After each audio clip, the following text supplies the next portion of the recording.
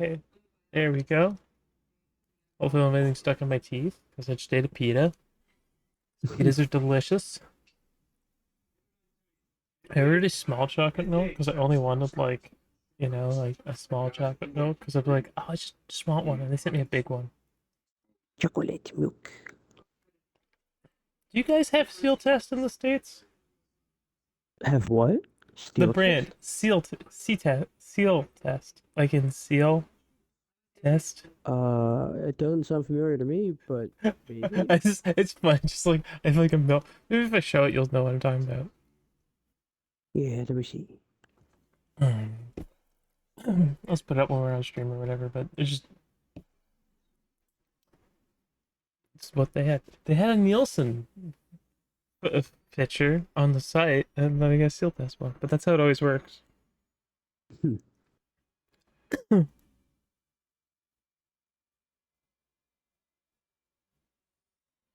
Oh my goodness. Yes, I know they're almost here. They're here. They have delivered my food. I've eaten it. Thank you. Yo, you got a notification. You know you got a notification, right? You've like got food stuffed in your mouth. Do you know your food's here? No, I No. didn't. No. No, I It don't never know. got here. You should bring more. That's me. I do the Kermit impersonation. Sorry. What? That's It's tar- me. sorry. I do stupid this whole time. I was just talking about how dumb it was to get the. I do little stupid voices all the time when I do stuff. Yeah, it's fun. Just how I Sometimes we work. make our own fun.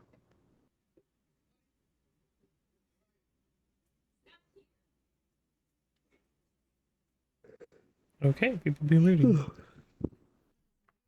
I don't know. It's just always fun. That was like my one of my favorite jokes in oh, this Family Guy, wasn't it? Where Brian goes to What? meet the dude, and it's like, um, see, it's harming. I don't know if I can do it on demand like that. I just kind of they just come out. My It's Kermit hard. just escapes. He's the frog in my throat. No, it's from drinking milk. I didn't want this much milk. Okay, I'll try. I'll try. Try. It's Oh, hard being yes. green. I don't know if that's right. Like I think I'm like I feel like I'm doing uh um like Muppet Babies Kermit, not like real Kermit. I mean, I don't know. It doesn't sound right to me. But it's still a type of Kermit. yes, I guess. Kermit. Kermit the Oh, Frog. Kirby. Mm, Kirby. Let me do it Oh, Miss Piggy. for you.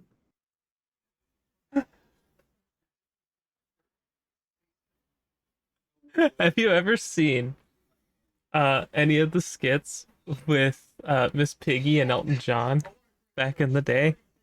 Yeah, but it's been a while. Oh my god, they're so funny. Before he was knighted.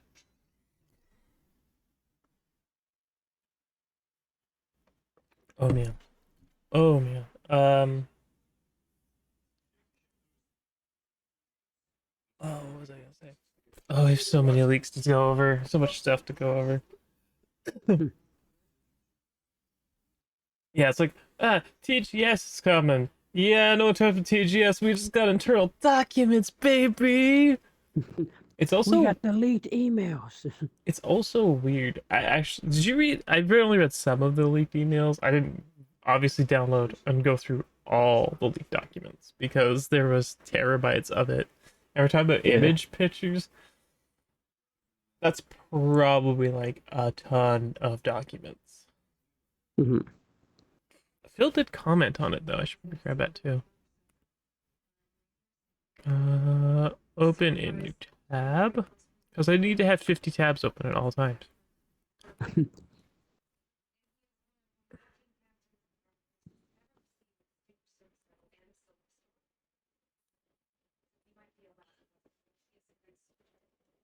Now, I didn't watch personally the Yakuza stuff for the next Same. I'm waiting to be surprised. the next game. But everyone my favorite one of my favorite Yakuza Twitter accounts I follow. She does all the cute Mhm. little chibi fan art. I shared her last week. Oh yeah, you were talking about her. Yeah. Yeah. We had this one joke that she had one we like facilitated this joke where Nancy and Sensor Crab were dating. They have a summon together. His name's Oliver, I believe. I'll have to look it up because it's just like, oh my god, it's happened. I feel like with a lot of Yakuza stuff, like they just like whatever. Mhm. Hold on. Yes, Sensory Crab, Pound Mates, Sensory Crab. I appreciate the Yakuza hype. Yeah, his name's Oliver. They got married. Power couple. Everyone's so happy. Censor what now? Oh, guys, you didn't watch that. Uh, all I know is the game looks redonkulous. Absolutely redonkulous. And it's technically beating the new Final Fantasy because now you can also ride a Segway. So They see me rolling, they double Segway. hating. I want to see the whole party riding segways down the street. That'd be hilarious. I They can't were wait. also saying something weird I like can't there's wait for the memes. There's gonna be so many. Oh my it said god. there's tons of nudity in the game, and some people were like, "Yeah, but it's just probably like Ichiban and not hot girls." And I was like, "Bro, Ichiban is the equivalent of a hot girl in this game. Bro, He's she's the homie. do you not understand? Ichiban is perfect. He's a real one."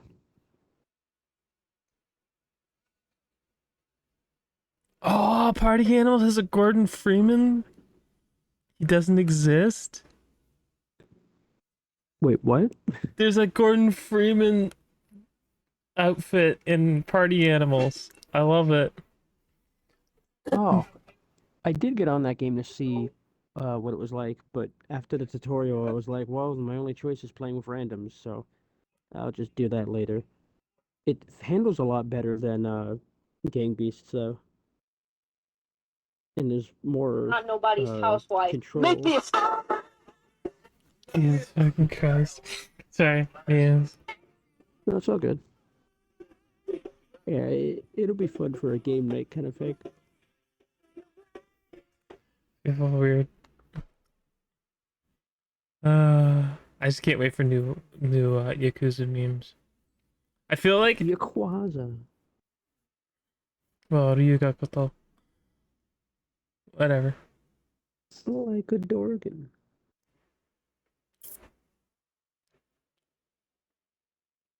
Okay. That game. Yeah, we looked at that game.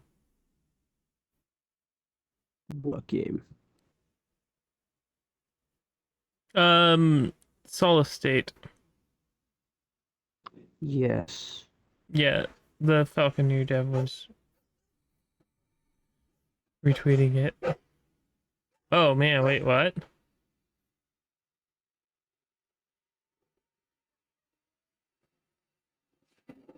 Wait, what? What? Cyberpunk's telling people to start over for the new 2.0 update. Like a glitch, or they're saying You the know, creators are there's a saying you should? dude near your apartment who could really use your help. He's got a big problem. Oh god, yes, Jesse Cox. I like Jesse Cox, but sometimes he goes off on little tirades, but it's fine. Love it. Love it. Okay, I'm gonna switch over to the actual bit and we can. Oh, wait, I don't have any footage! I'll fix that while we're talking. Let's have Phil's comment here first. So, yes, welcome to the Xbox Port Beggars podcast. I'm Torleth. That is Justin, or picture of Hello. Justin, as it were. We will eventually get that up and running so that you can see two ugly mugs instead of one and a half ugly mugs. I don't know, man. I don't know about that part, but whatever. While you're walking about that, I'm gonna get some footage up. So what have you been playing this week, besides probably the obvious? Um, well, we've suffered with some Overwatch, and we finally had enough. So we were like, you know what? Let's play Back for Blood. And we've all been kind of getting back into it, and it's been fun. It's a shame what happened with, the reception with that, but it's still a fun game. We played some First Descendant, the beta with that. That was pretty fun. And obviously, I've been playing a lot of Starfield still, but I did try Bramble in between things, and that was interesting. I'm almost done with it. The art is really good, the graphics are really good, and the story is interesting. There's not quite gameplay. It's kind of like Limbo in terms of gameplay, where it's like movement based and sort of puzzles. And I only say sort of because it's not super like challenging. It's more like setting the scene, but it's definitely interesting.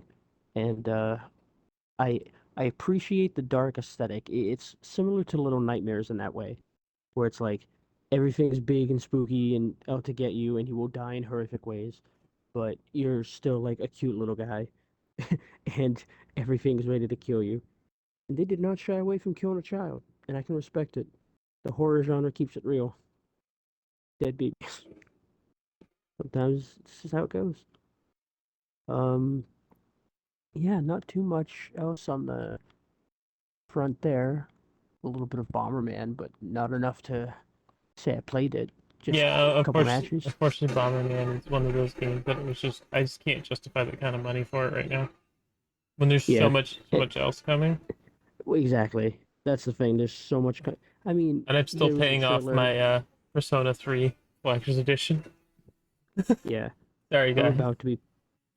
Oh no, no worries. I'm about to be paying off the Call of Duty collector's edition that's coming in a month and a half. Um, and I was just gonna say the trailer came out for the zombies in that. I'm excited for how that looks. They're stepping away from the supernatural stuff, it looks like, and the gods and aliens and all that bullshit, and they're just chemical warfare creating zombies. The trailer was actually really cool. I would definitely recommend if people are interested. It gave me Resident Evil vibes. Um, well, I mean, it starts as military vibes, but like once the zombie part happens, it's like suddenly Resident Evil. It was very cool. Excited to see how that comes out. Was this as I'm just looking This footage, is was this old from footage. oh, okay. Because I was like, we played this map recently and there was a really funny ending with Snarky. This one I think is I just was playing like some comp a while ago because I hate Hmm. myself. Well, I mean, Wait, it's what? how we do. We do be playing games that make us remember that. Hmm. What have you been playing besides the usual? Besides Starfield, First Descendants, and Back for Blood, um, what was that game? Oh my goodness, I'm drawing a blank. That's how much fun it was. No, started playing. I didn't like. It was nothing new, but Hmm. I can tell you what ate up a lot of my time, and but I want to kind of save that for um the leak section, the Xbox leak section, because it's interesting, and it kind of ties into what they're trying to do. Um, was it Proteus?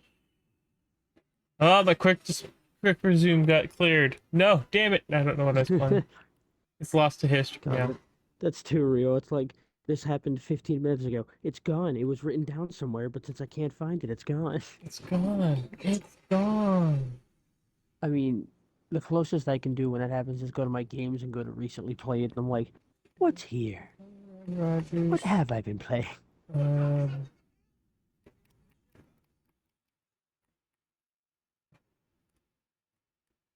another Overwatch 2 update. What? Weird. Again? Hmm. Apparently, probably a hot fix for something. Uh, Yeah. Okay, it escaped me. It wasn't that important. It was a shooter though, wasn't it? I don't remember. But yeah, let's talk about First Descendants for a bit. I tried to grab footage of it, and Yeah, for some reason it kept corrupting on my end, even through the capture card. It was just like, nope.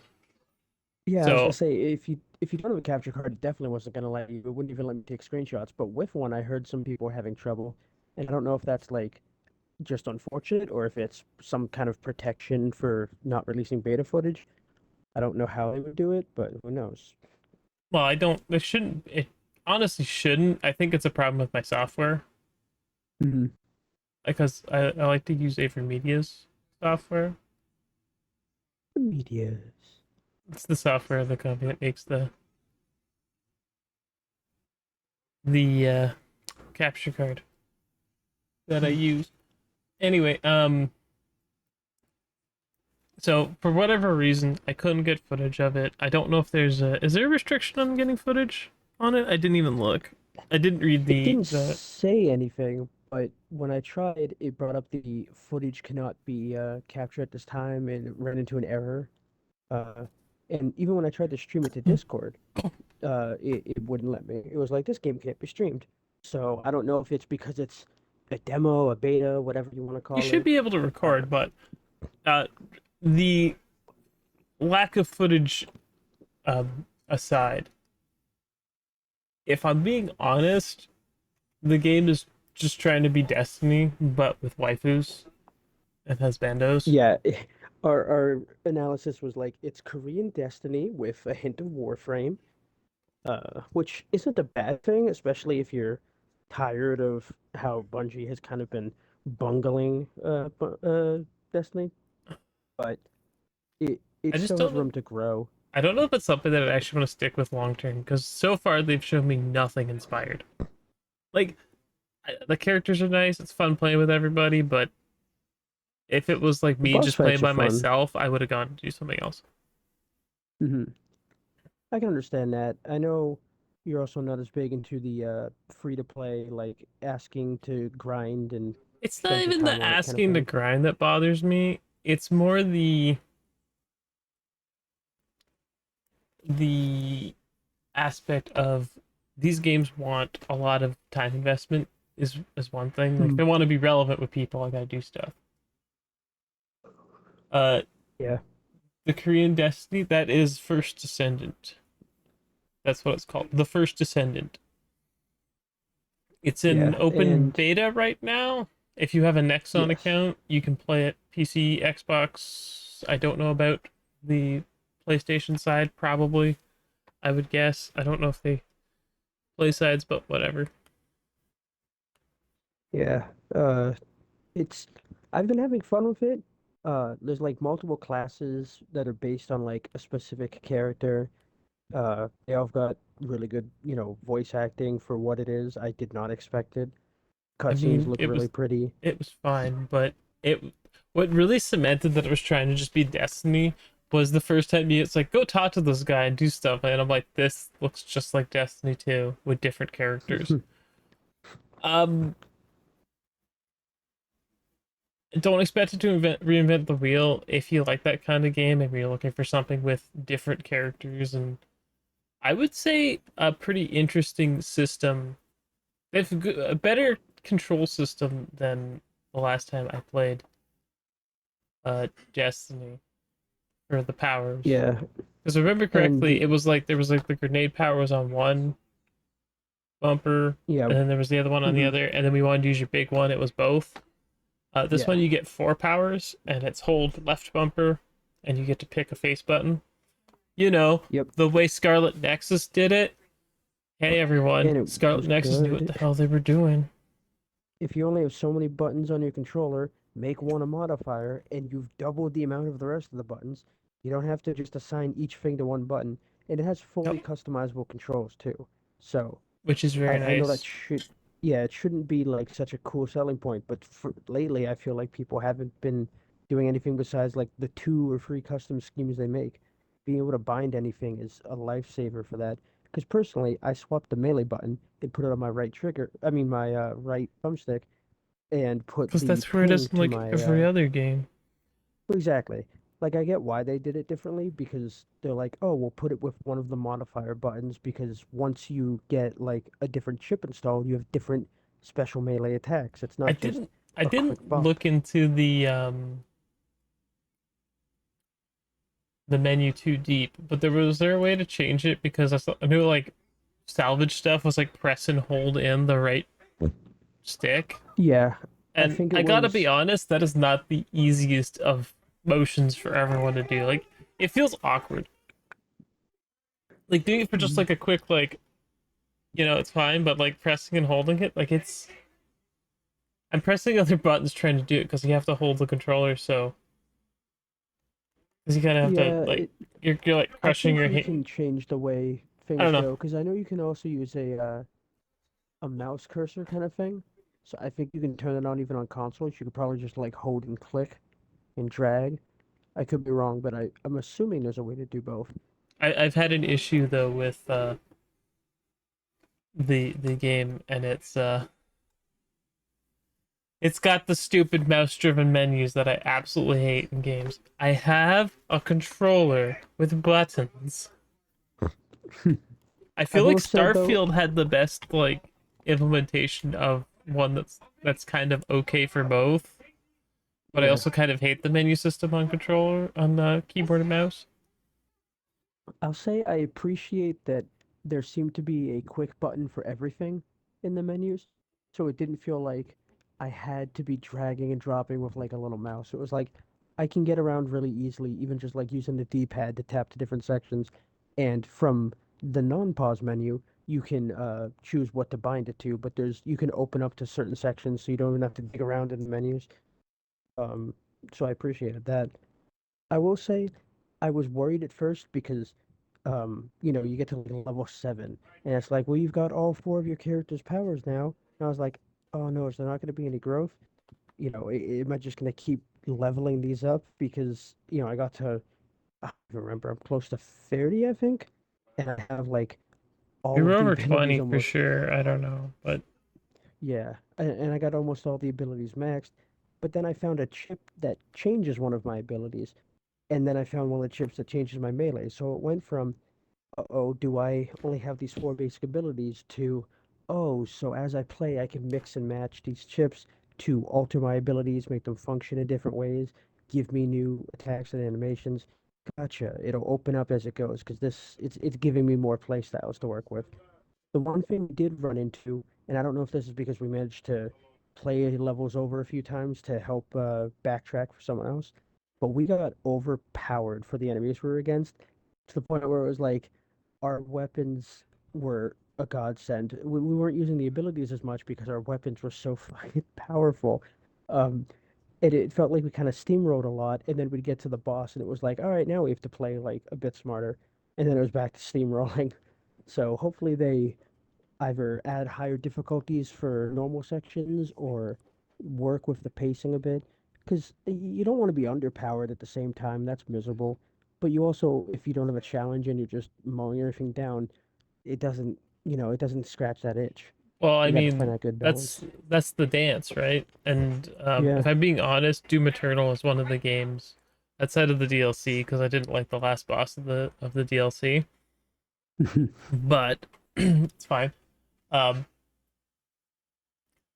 it plays this balance of you are super powerful, but everything else is super powerful too. So you have to do the Yeah. dance to beat them, and And I like it's that this aspect better. balancing act of switching weapons and doing all this stuff.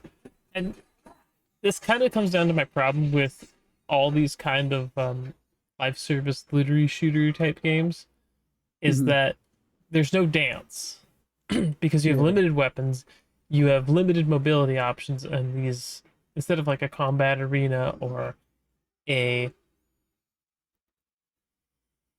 what's it, a combat arena or something more interesting like a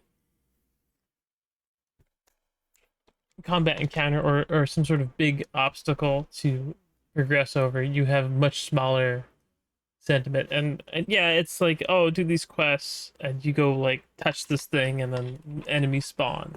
Like you as the player just make things happen. The first Descendants feels very like it's a game.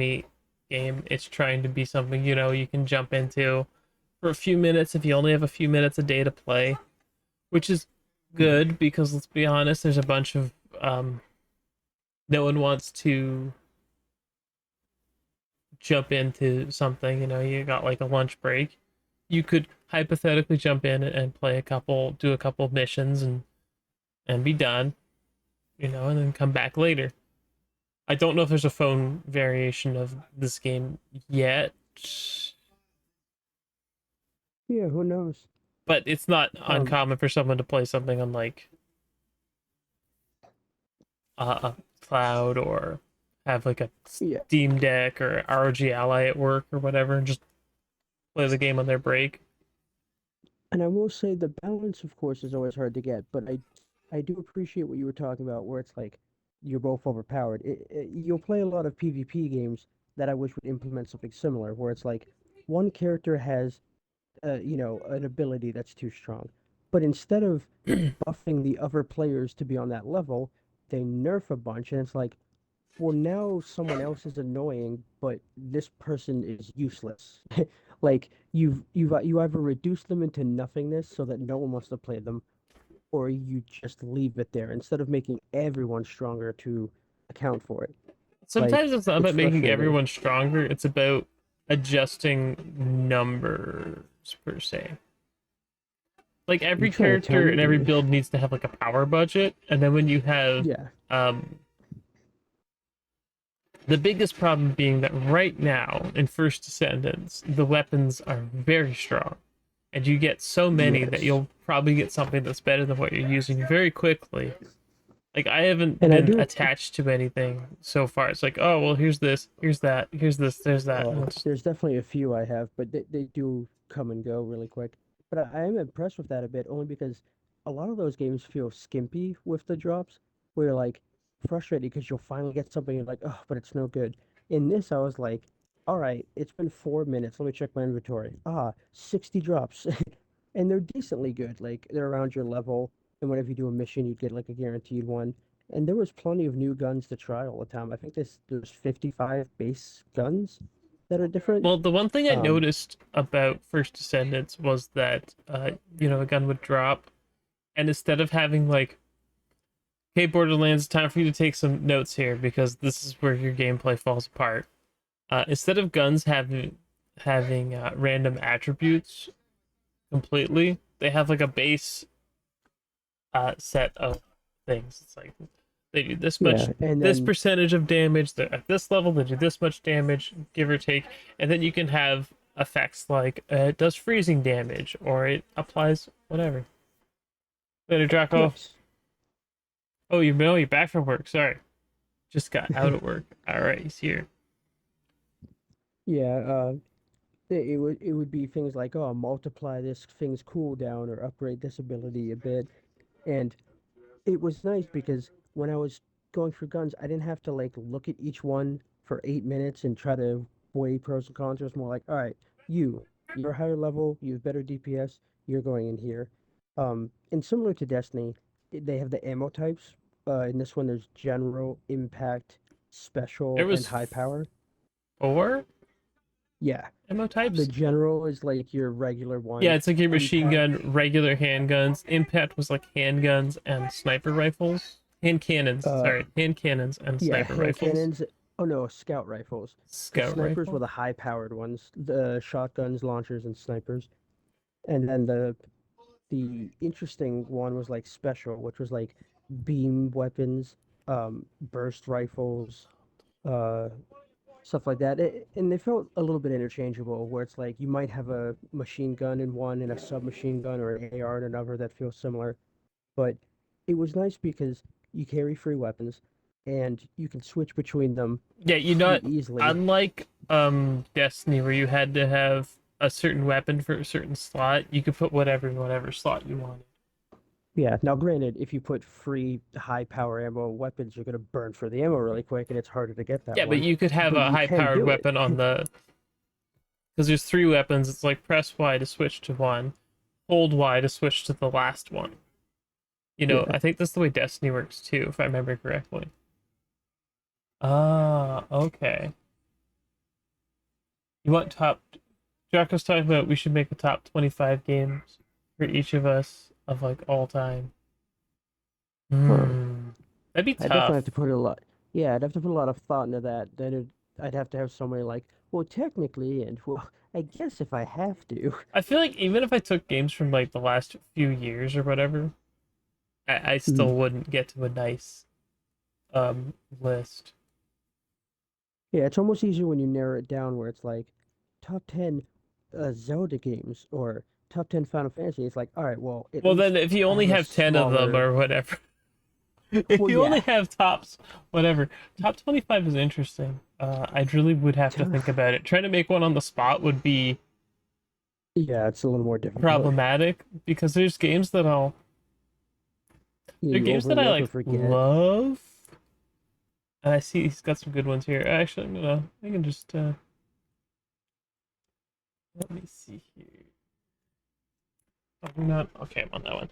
I actually should be able to look this up on my phone and bring it up on the stream. So hold on. Sure thing.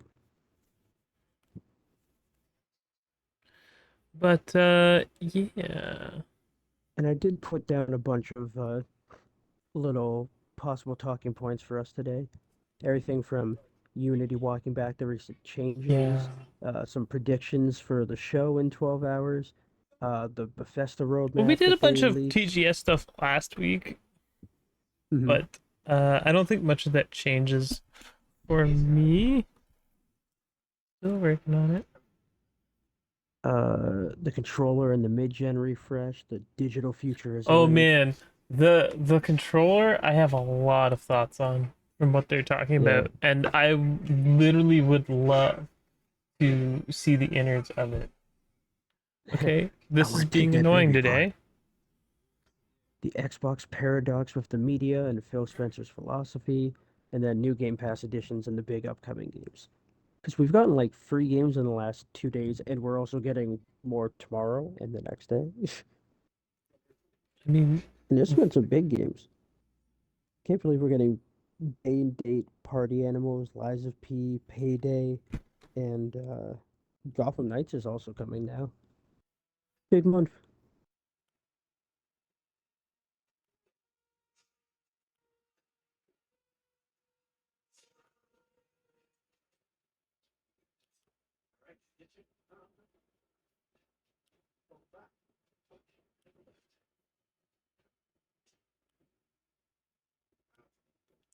blah blah blah blah blah. The end. Okay, this is not working the way I thought it would. Okay, but I can go over his list really quick here, so we can because there are some good ones here, and it gives you a very good thing. So I'm assuming are these in number order, Draco? I'm just curious. Like in any particular, these are particular order. He'll tell us that in a second, and I will just go through these. So he's got Pokemon Emerald, uh, Classic. Yakuza Like a Dragon, Halo 3, Iron Hearts 5. I can never remember how to read Roman numerals. What was the Roman numeral? No, it's not 4. The ones before the 5, it's 4, right? Yeah. The one before the V is V, I 4. mean. Yeah. No, I knew what you meant. Because V is just 5. Yeah. Okay, alright, okay. Um, Morrowind, yes, Elder Scrolls 3, Metal Gear Rising Revengeance, S tier game. Honestly, I expect that to be on a lot of people's list. I Yeah, don't know some who would people be don't give it enough on credit. mine, but I don't want to say whatever. It's very hard to make a list like this. Chrono Trigger, Yeah. Castlevania. Oh, it's Requiem. It's Symphony of the Night and Rondo of Blood. You cheated a bit. Yeah, cheating, but I can't blame you. Those I two can't games are believe Rondo of Blood fantastic. is really good, and so is Symphony of the Night. My only problem with Yeah, Symphony Symphony of of the the Night is Night definitely good. is the PlayStation 1 version and the incredibly long load times on it. I know you can Yeah, get around a lot luckily, of that. Yeah, the 360 version is the most recent version of it I'd played, and luckily that one has a lot of the quality of life features just implemented into it. Uh, Diablo 2. I don't know if I put Diablo 2 on mine, but I understand there's a lot of nostalgia towards Diablo 2, if I'm being honest. So I can't I You can't talking about fault the someone for original, it. or are we talking about the whatever It's the no hell? suffix Diablo 2. Okay, Super Mario World. Yeah, it's a great one. Absolutely fantastic. I like the can't. SNES one. Yes, I can't fault you on that one. Okay, that's a great game. GTA Vice City, probably one of the best GTA's. It has the perfect balance of the jankiness of 3 Hmm. without all the. I feel like I don't know. I always felt this way about San Andreas, but I always felt that San Andreas was a little like felt like it was a really racially charged, and I just Hmm. never got into it because of that. Mafia Free ran into the same problem. It did that, and it was like, I get what you're trying to go for, but it's not making this a fun game in terms of the story. Yeah, Um, yeah, I like Liberty City Stories so much, and but this is Vice. you But know, Vice City, man, Vice City had yeah, the. It was the first time you could shoot up tires in a car in a hmm, GTA game Um, yeah, it was the first time you could do a lot of things, and it also still has the greatest soundtrack of any GTA game that's ever existed.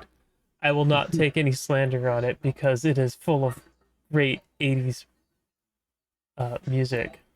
So yeah. yeah, It's the I time agree with period. Vice. If I had to pick one GTA game, it would be Vice City. However, I don't like GTA that much. I think I'd go Liberty City and then Vice City. All I was gonna say is I know Liberty City came after, and you can see how Vice City Liberty City influenced that Stories one. was the PSP game.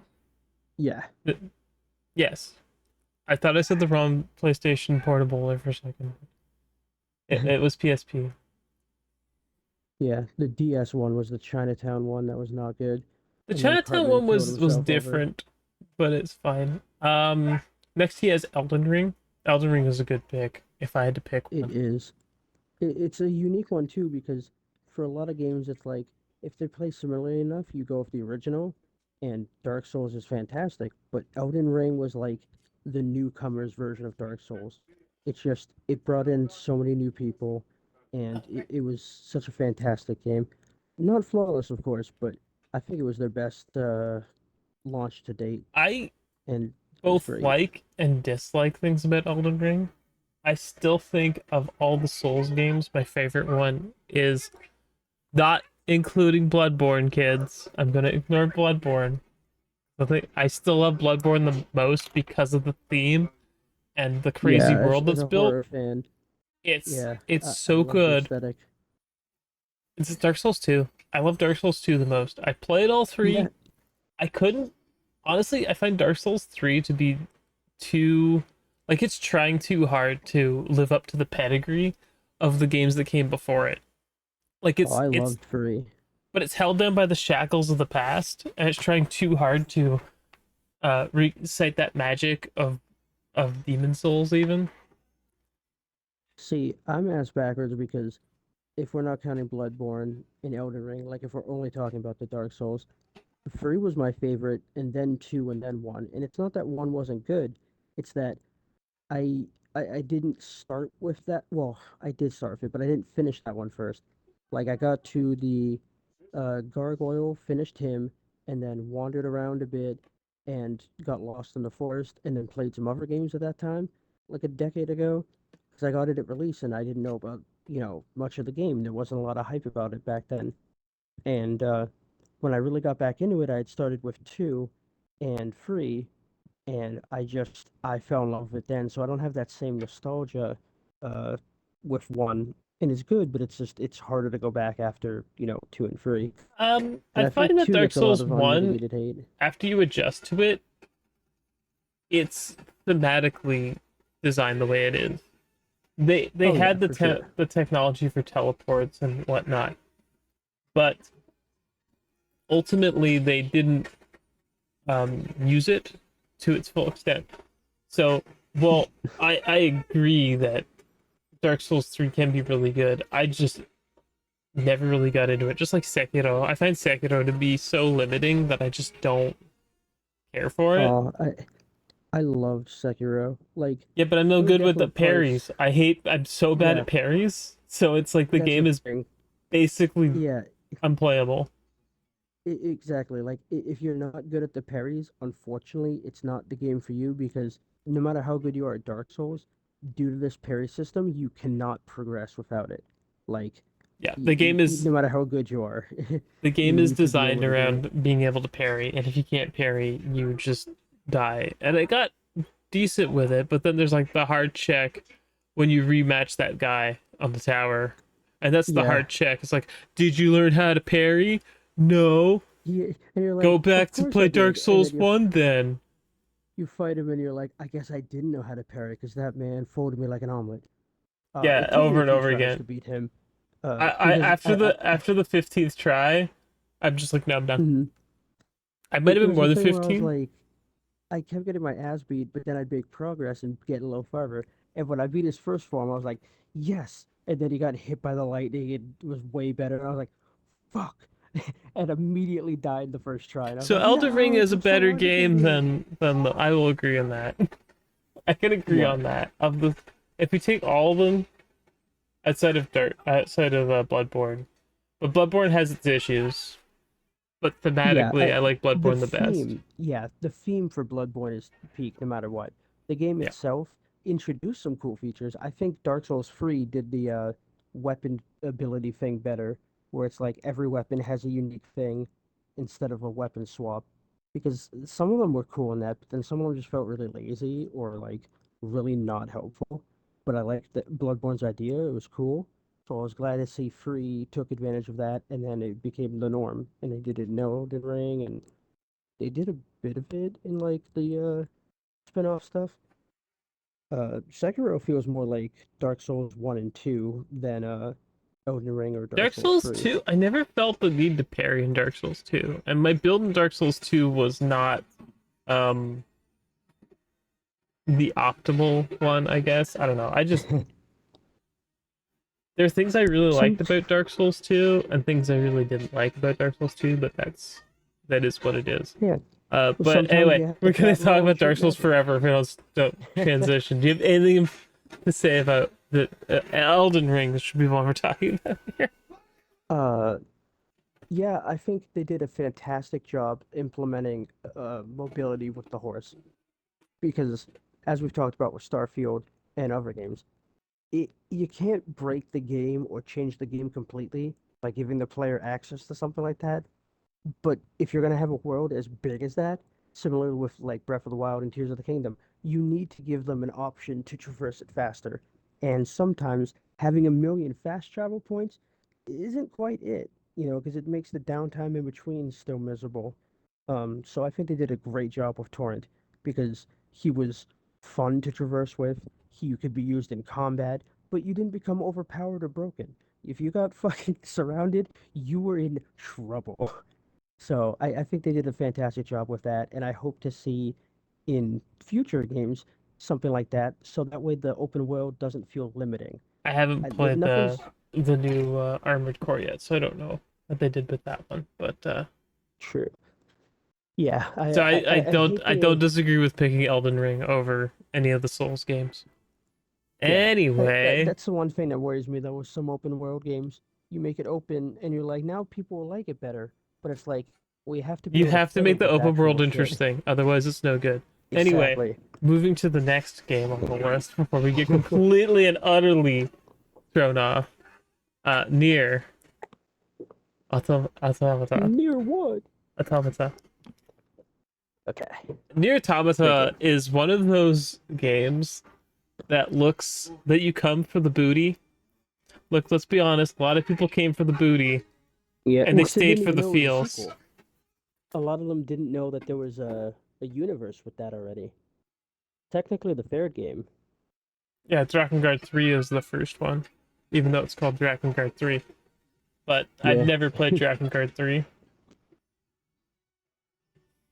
so I don't know. But it's hard to talk about Nier Automata without spoiling about a ass? lot. Oh, people just like they saw 2B's design, the Hansel and Gretel thing, the heels. Like, Hansel and Gretel. did you not pick up on what? You didn't know? They're themed off Hansel and Gretel. I didn't know. Oh Mostly my because I god. haven't finished No, it's Nier. not. It's not. It's not about finishing the game. It's that's what they're supposed to be designed upon. They're like they don't know what they're going to. You know, they're just doing what they're told or whatnot. But yeah, Nier Automata is honestly thematically and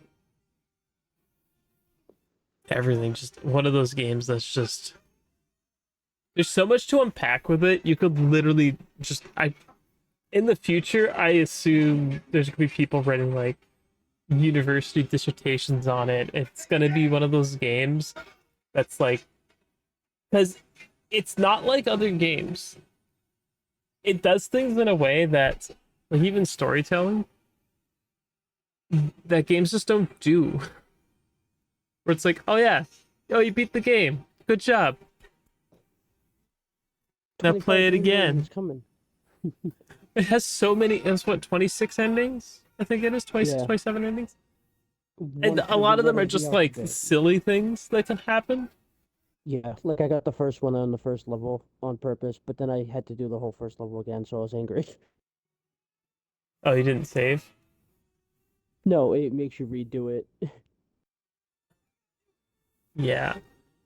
It's because you don't interesting. get saves unlocked until you get back to base after the first mission. Yeah. But yeah, it's interesting. Um anyway, without like talking too long about Nier Automata, which I think is just a fantastic game. It Yeah, does how dare we talk about games? it does a lot better job than Replica did of trying to do somewhat the same thing. Replicant, sorry. Doing the same thing. Because Replicant tries to do the same thing, but it's very long. Hmm. And then it's like, oh, then the story continues. And you've kind of, instead of 2D. Which is funny though, because it's like Automata came first. You No, feel like if you were trying to no, Replicant's first. Replicant is replicate, actually. So, Near wait, Replicant is actually the one you that mean, comes first. but you mean in terms of story? In terms of story, uh, no, Replicant comes first. I'm pretty I sure. thought, It might yeah, but be I thought after, but it was made it's second. so hard to tell because the story's kind of like, and the thing is, they're kind of loosely connected. Hmm. That it's like, are they connected? You can play them in any order, I would say. I haven't played Drakengard 3, but I played both of your games Hmm. to varying levels of completion. I haven't gotten all the endings in Nier Automata, but I do know of the ending. Yeah,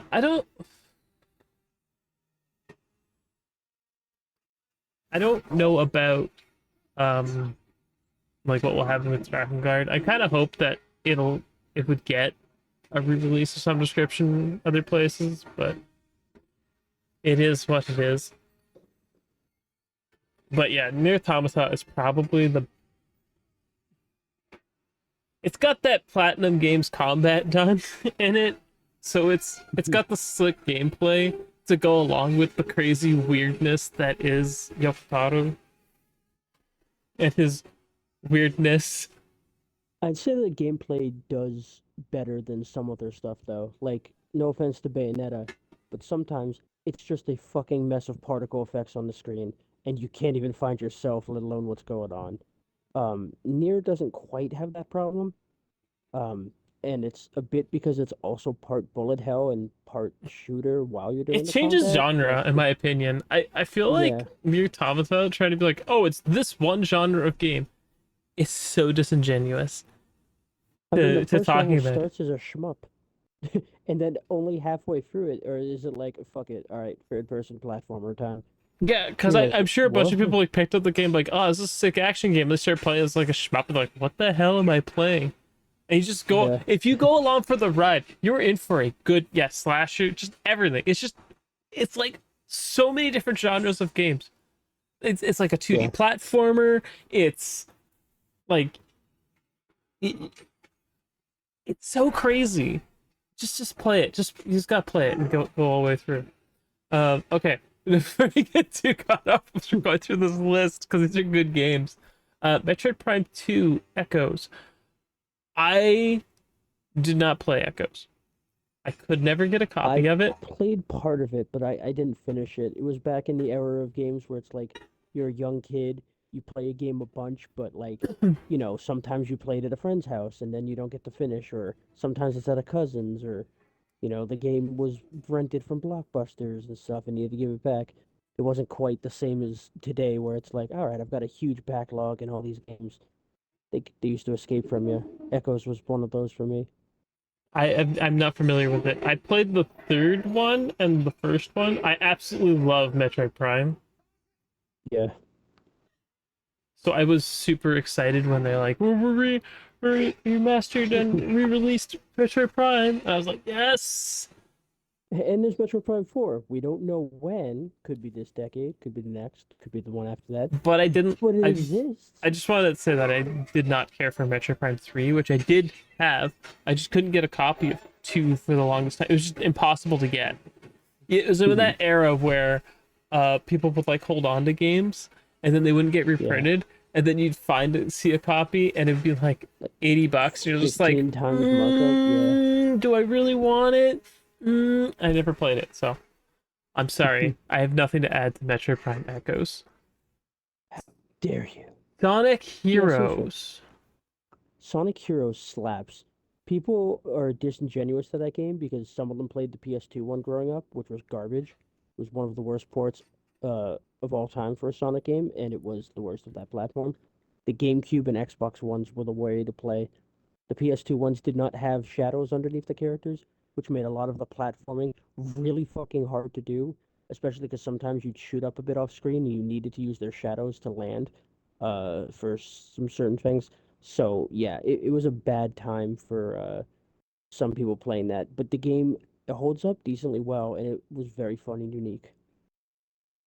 Sorry to jump down the Oh no, cliff you can with go that, ahead. but I've never played Sonic Heroes. I think we own a well, copy. I could check the like box. all Sonic games, it has a fantastic soundtrack with all the butt rock you can eat. So it, Sonic Heroes is pretty it, good. I don't know. Let me check. Do we actually have a copy of Sonic Heroes? it was fun too because you start with Team Sonic. You got your three dude bros, Tails, Knuckles, and Sonic, and then you're like, all right, Dark Team, you got your Shadow, your Holy shit! Vanilla, and We do have a copy of it. for It's what right platform? here, kids. Oh, dude, see, you gotta play that. It's actually a lot of fun. The story's I'm just hilarious like, do we too. have a copy? Because like, here's the thing. I can just go through here because I'm like, all right, we got, Sonic Adventure DX. Great game.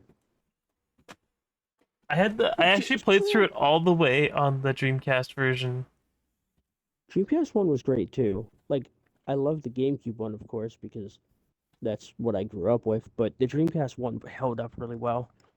Sonic Mega Collection, and there's a copy of Sonic Adventure Speaking of Sonic, real quick, 2 there is a Battle. new one coming.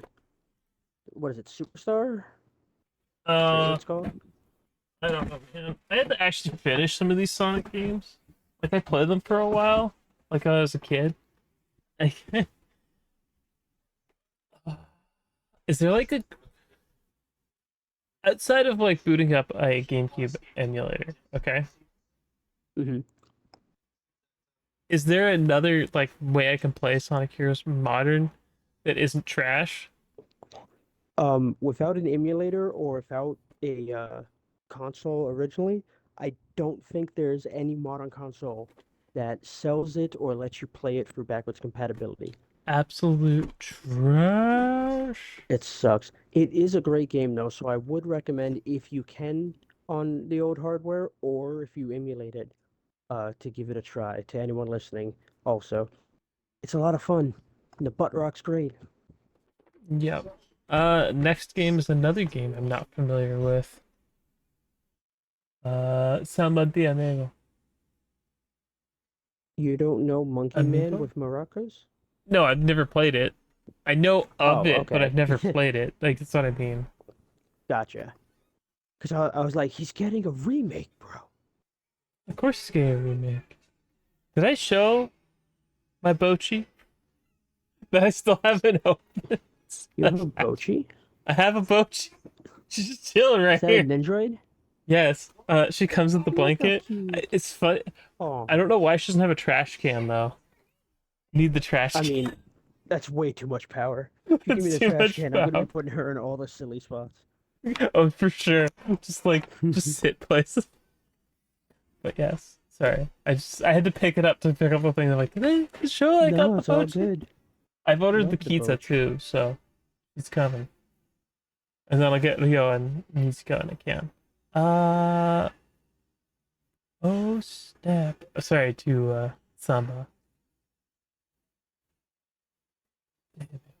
Man, thinking of that Ash. game Oh, just I makes me can't. think of all the classic You ones. can't play GameCube games on the Wii U, can you? On the Wii U? I thought you could, but I could be You wrong. can't plug in memory cards or whatever on it. Damn it! I had to go. Yeah, I don't I'll think there's a find a memory way to card play slot. Sonic Heroes at some point. I might just emulate Yeah. it. I think Yeah, I there's mean, a what are they gonna PC port, do? but I heard the PC port is not good. Yeah, unfortunately, Sonic games tend to be rough on PC. The ports never tend to be that good. The newer ones are better, but it's from that era Oh where yeah, it I was just just mean like, not yeah, good. Except for exactly. if you ever get a chance to if you ever if you want to sit down and look, I think LGR has a video where there's like a Sega Saturn accelerator card for PC. Hmm. So or was it, yeah, Sega Saturn? So it's literally the same graphics processors like Sega Saturn, and you can play all the game like play these games on PC. It's nuts. That's cool. I would look into that. It's pretty cool. Yeah, I've heard the How PC do you, version of Sonic Hero is nuts. yeah, how do you think the PC one works? I haven't seen that one run. I know in the original days, the PS2 was the one you didn't want it on for that shadow reason, among other glitches and bugs. But the GameCube and Xbox ones were proficient. Um, was the PC one rough with this port, or was it decent, or how'd that end up coming out? I have heard like with Sonic Heroes, I have heard it is not good. Like very not good. The game or the port? The port.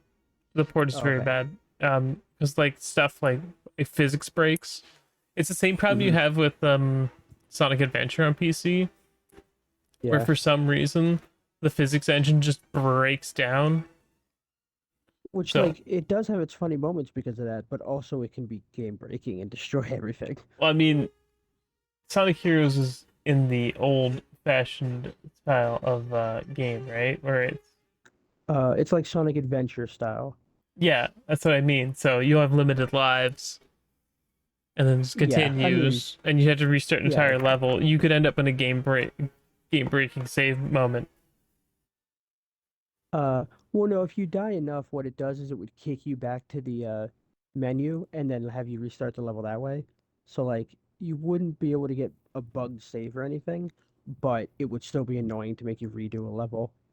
Um, yeah, Sonic Heroes was unique. I believe it was during the development, one of the guys who was working on the quality testing and, fixing bugs, they were told because it was getting too close to release, and it originally wasn't going to be multi-platform, which is why, some of the versions were really finished and others were like, we can't make this work on it, but we have no choice. They were told if the bug isn't game breaking, then don't get rid of it. Like, don't even bother dealing with it. They had such limited time before they had to push it out. They were like, I don't care if this makes Yeah, it the weirdest, grossest. that's the Yeah. problem. My Okay, we're my gonna keep favorite moving bug. through this list. Wait, I got one quick thing. It's a quick aside. My favorite bug this guy said was there was a point where you would run through a wall and Sonic would be running forever in a dark abyss infinitely. He wouldn't stop running. And he's like, and that's how it felt like working on this game, running forever in the dark, and it never stops. That's my quick aside. Poor guy. Yeah. Next game is Yakuza 0, which is It's a great fantastic game. game. It's fantastic. It's perfect for a prequel. It does exactly what it sets out to do, and it sets up the series for newcomers. It's pretty sick. I can't add much without talking about Kiri-chan and the one of the greatest songs it ever gave to us. The memes alone from Yakuza 0 are just absolutely fantastic. Oh yeah, the There's bromance. so much Sega on this list, it's kind of crazy. Because the next game is Second. Shining Force 2. Hey, I haven't let me played it in take so those. long. I really can't. I can't remember much about it, but yes, that is kind of a fantastic game from what I Yeah, remember. And then after that comes Fantasy Star. another originally great series. It's been a little more rough recently. Now I Um, have to ask the question because I'm looking at the art for the next one. And it says Sonic 2, Sonic the Hedgehog, the Sonic the Hedgehog 2, but that is the box art for the Game Gear game because it has the glider. uh, Is that ever talking about the goat, the goat of all goats, with the knuckleizer add-on ability? Knuckleizer. That's what they. That was the official ad. What's up, brah? I'm just curious. Is this Sonic 2, as in Sonic the Hedgehog 2 and the Genesis, or is it the Game Gear one that is also pretty goated?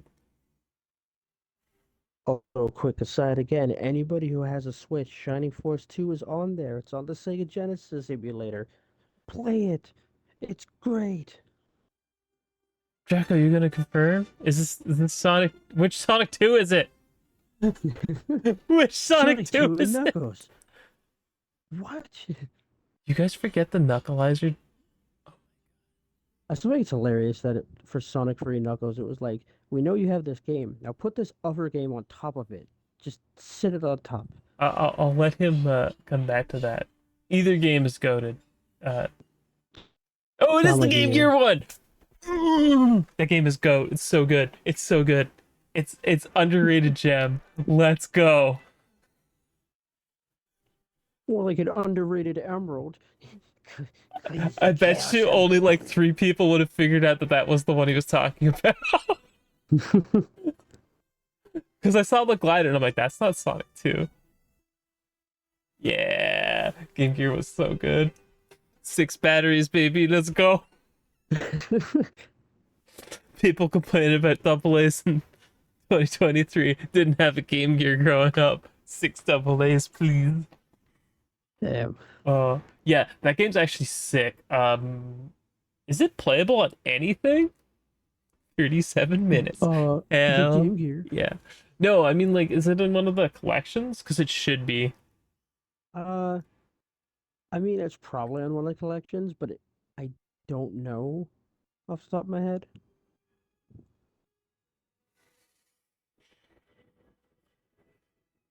Da, da, da, da, da.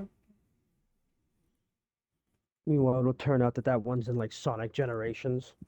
Because I know you could play classic Sonic amongst some other stuff in there. Or maybe it's in one of the Yakuza games. Yeah, Because the Yakuza games, for those who don't know, have Sega arcades. And no one ever Majesco. guess what's Okay, inside those hold on. Sega games. I'm just gonna switch this for a second so you can see because this is that beautiful box art. Because Sonic the Hedgehog 2's box art was this. This was a Sega. Sega CD one, but yeah, this is the one that everyone knows. Yeah, This one. This is everyone Sonic remembers 2. this one. So I knew what he was. I feel good. I feel good about this. I'm riding high on that one. We take these W's, kids. We take these W's. Um, yeah. But could it top Eggman's Mean Bean Machine? It's like, yeah, it's really good. Like for as a Game Gear game, it's good, and a lot of people will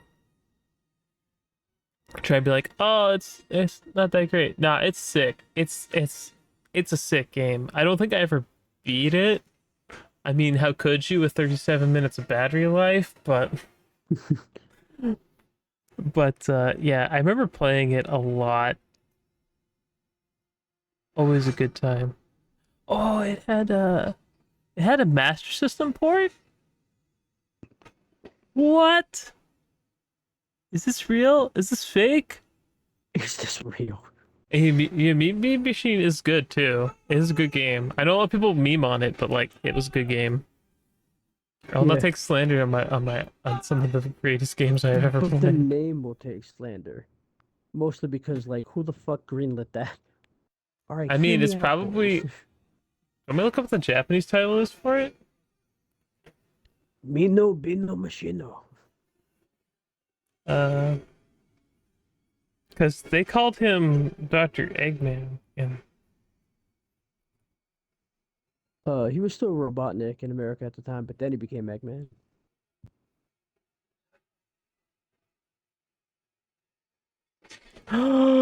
you'll never guess who made this. Holy crap! Who made it? Compile Heart. Before they became Compile Heart. They were like, man, what are we gonna name this? Let's make it Mimi, and I then we're gonna make love it. Mimi shit I going love forward. it. Holy crap, that's even funnier. God, All that right, makes the sense. Japanese title is.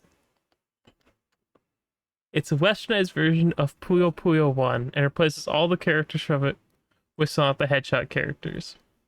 Yes. So it was actually Puyo Puyo. So yes, it slaps because it's a good game, and Puyo Puyo is still a good game, and you can play it today. They actually have recent copies too, but I like Puyo Puyo and Tetris, because then you get to mix them. Yep, it's a great game. Great game. It goes on sale all the time. Watch out for it. Watch out for it. Well, because you get Gonna get you. Tetris and you get Puyo Puyo, and you get my favorite mode, swap mode, Yes. where you go back and forth between the two. And it's always funny when you play against someone who's like good at one of them but awful at the other, because you could see like that confidence disappear, and then it immediately comes back once they swap back. They're like, "Yeah, you're gonna get fucked." Oh no, I don't know how to do it. I don't know how to Puyo. Yeah, Tetris. Oh,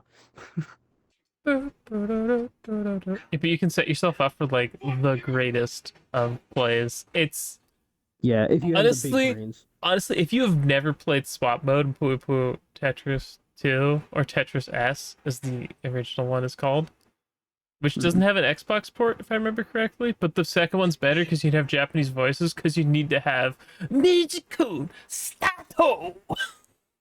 The guy who talks in like weird broken English fish. I love him. But Ringo's my favorite. Is it Ringo? No, it's S. I think it's S. S is my favorite. It's got the same voice actress as Netgear. I have to look it up, but honestly, you could do way worse with your time than play Puyo Puyo Tetris 2. All right.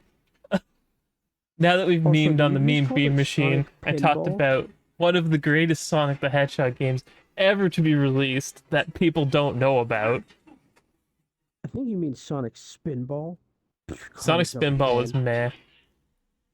It really is meh. Sonic the Hedgehog 2 on Game Gear is so much better. Just like honestly on my list, I think I'd put GG2, the Shinobi Game Gear game. If you've never played that one, holy crap. It is so crazy. Absolutely nuts.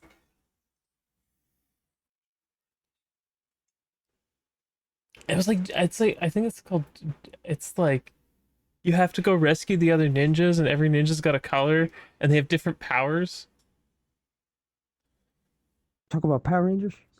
Kind of, but um and you have to you have to go get gems and stuff. And it's kind of Metroidvania-y. There's only like 4 levels or whatever.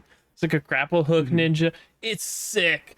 Game Gear had some sick games. Another one I really liked that bought on the eShop. I think it's called Dragon Crystal. Sick Game Gear Hmm. game. Game Gear had sick games. If you have sick Game Gear games that aren't on or that we haven't mentioned, uh, hit me up below because there's some good ones. Hit me with some good ones because it's crazy what they got on that console. No one talks about the Game Gear though, like games. It's very rare, Yeah. but yeah. Unfortunately, I feel like older stuff is just being forgotten by everyone too. When I keep hearing people say shit like, "Oh yeah, I remember vintage consoles like the 360," and I'm like, "Stop! What Stop. are you talking Oh about?" man, this next game I think was on the 360. Ninja Gaiden 2, which has kicked my ass more times than I want to admit. I've never beaten it, but damn, is it a good game? Solid Yeah, I think game. that was a cross-gen one where it's on 360 and the original. Is that one not 360? I might be wrong. Like I could be wrong. But Ninja Gaiden 2 is absolutely great. Yeah. It feels a little weird in today's standards, but yeah. And then another Genesis classic afterwards, Rocket Knight Adventures. If you've never played Rocket Knight Adventures, man, you missing out. Oh And the man, character that looks like Arthur. it's like one of Konami's best games I think they've ever made. Yeah, Rocket Knight Adventures is sick. So good. Yeah, I'm surprised it didn't catch on, especially because it had like out of the time the Oh, it is in radical 360. cool guy. Yeah, I absolutely love Rocket Knight Adventures. Rocket Knight Adventures, it's a great game. And then he's got Donkey Kong Country. Now Great game. that is the SNES one, right? Because I know there Yes. was one by the same name on. Because Nintendo loves doing this. Actually, companies love doing this, having stuff with the same name so they can say it did better than it did. Hmm. They can obfuscate things. But Although, at least in Nintendo's credit, they usually don't have to do that because everything sells like insanely well. yeah, Donkey Kong Country is good. I never had a SNES, so but I have played it, and it is a solid game. Yeah. So I can't fault anyone for liking Donkey Kong Country. Rare made really good games back then, and I kind of wish they'd make something other than Sea of Thieves now. I'm not bitter. Same here. I'm not bitter. I Okay, mean, I I'm like not Sea of bitter. Thieves, but I hope that they want to do some stuff at some point. If Everwild ever comes out, whatever the hell that is. Yeah. Breath of Fire 3. Oh god. Oh, another great game. I don't know which Breath of Fire I played back in the day. It's one of those I played one, I don't remember what one it is. This box art is not helping me remember You can play it. a few of them on the Switch with the virtual console thing that they do for Nintendo Online. Very cool.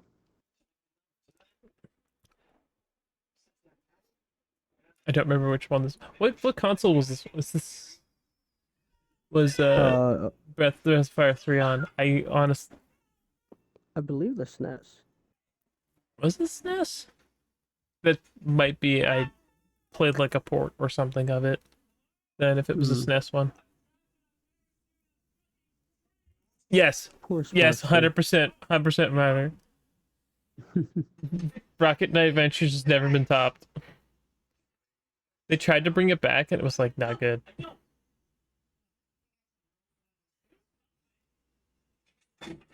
I just it's not good. Sparkster is not the Hmm. same.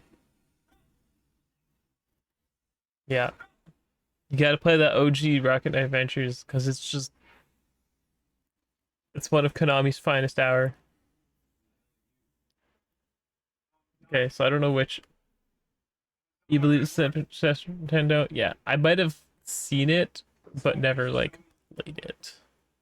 Or I played one of the Breath Fire, but I just don't know which one.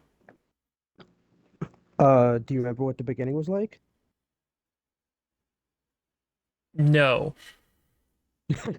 Well, I don't know how to go I on from don't. that. I don't. This is the thing. It's one of those games that I played. I probably played it on an emulator. There's like a bunch of them, and I Yeah, got to a certain point, and then your saves eventually break because old emulators sucked yeah. for stuff for like protecting your saves. That's why I kind of hate using emulators because I've had saves corrupt on them way too often. Yeah, which is nice to make backups of them that way, but it's also a pain in the ass Yeah, to but have to even do if you that make all a the time. backup, like I've had them just not work. So like save states and that, I'll have them just break because I was almost all the way through the Sailor Moon JRPG. Yes, there's a Sailor Moon JRPG. No, we never got it here legit. You had to play it through fan subs and whatever, but Yes, man, is it she's actually really a moon. super interesting. I want it. Come on. Come on. I don't know why we can't have a modern magical girl. Like, why can't we have like a Sailor Moon or a Precure JRPG? It Yeah, would be sick.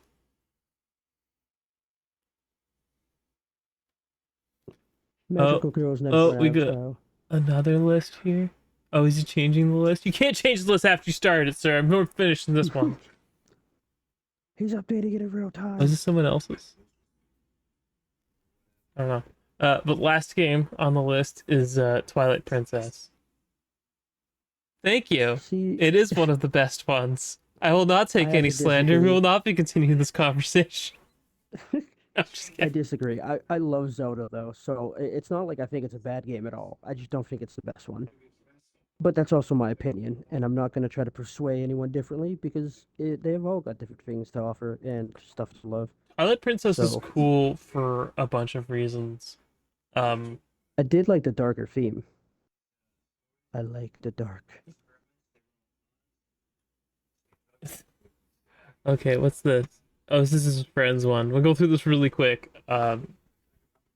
Honestly, I feel like, whoa, someone actually liked that game besides me. Screw off.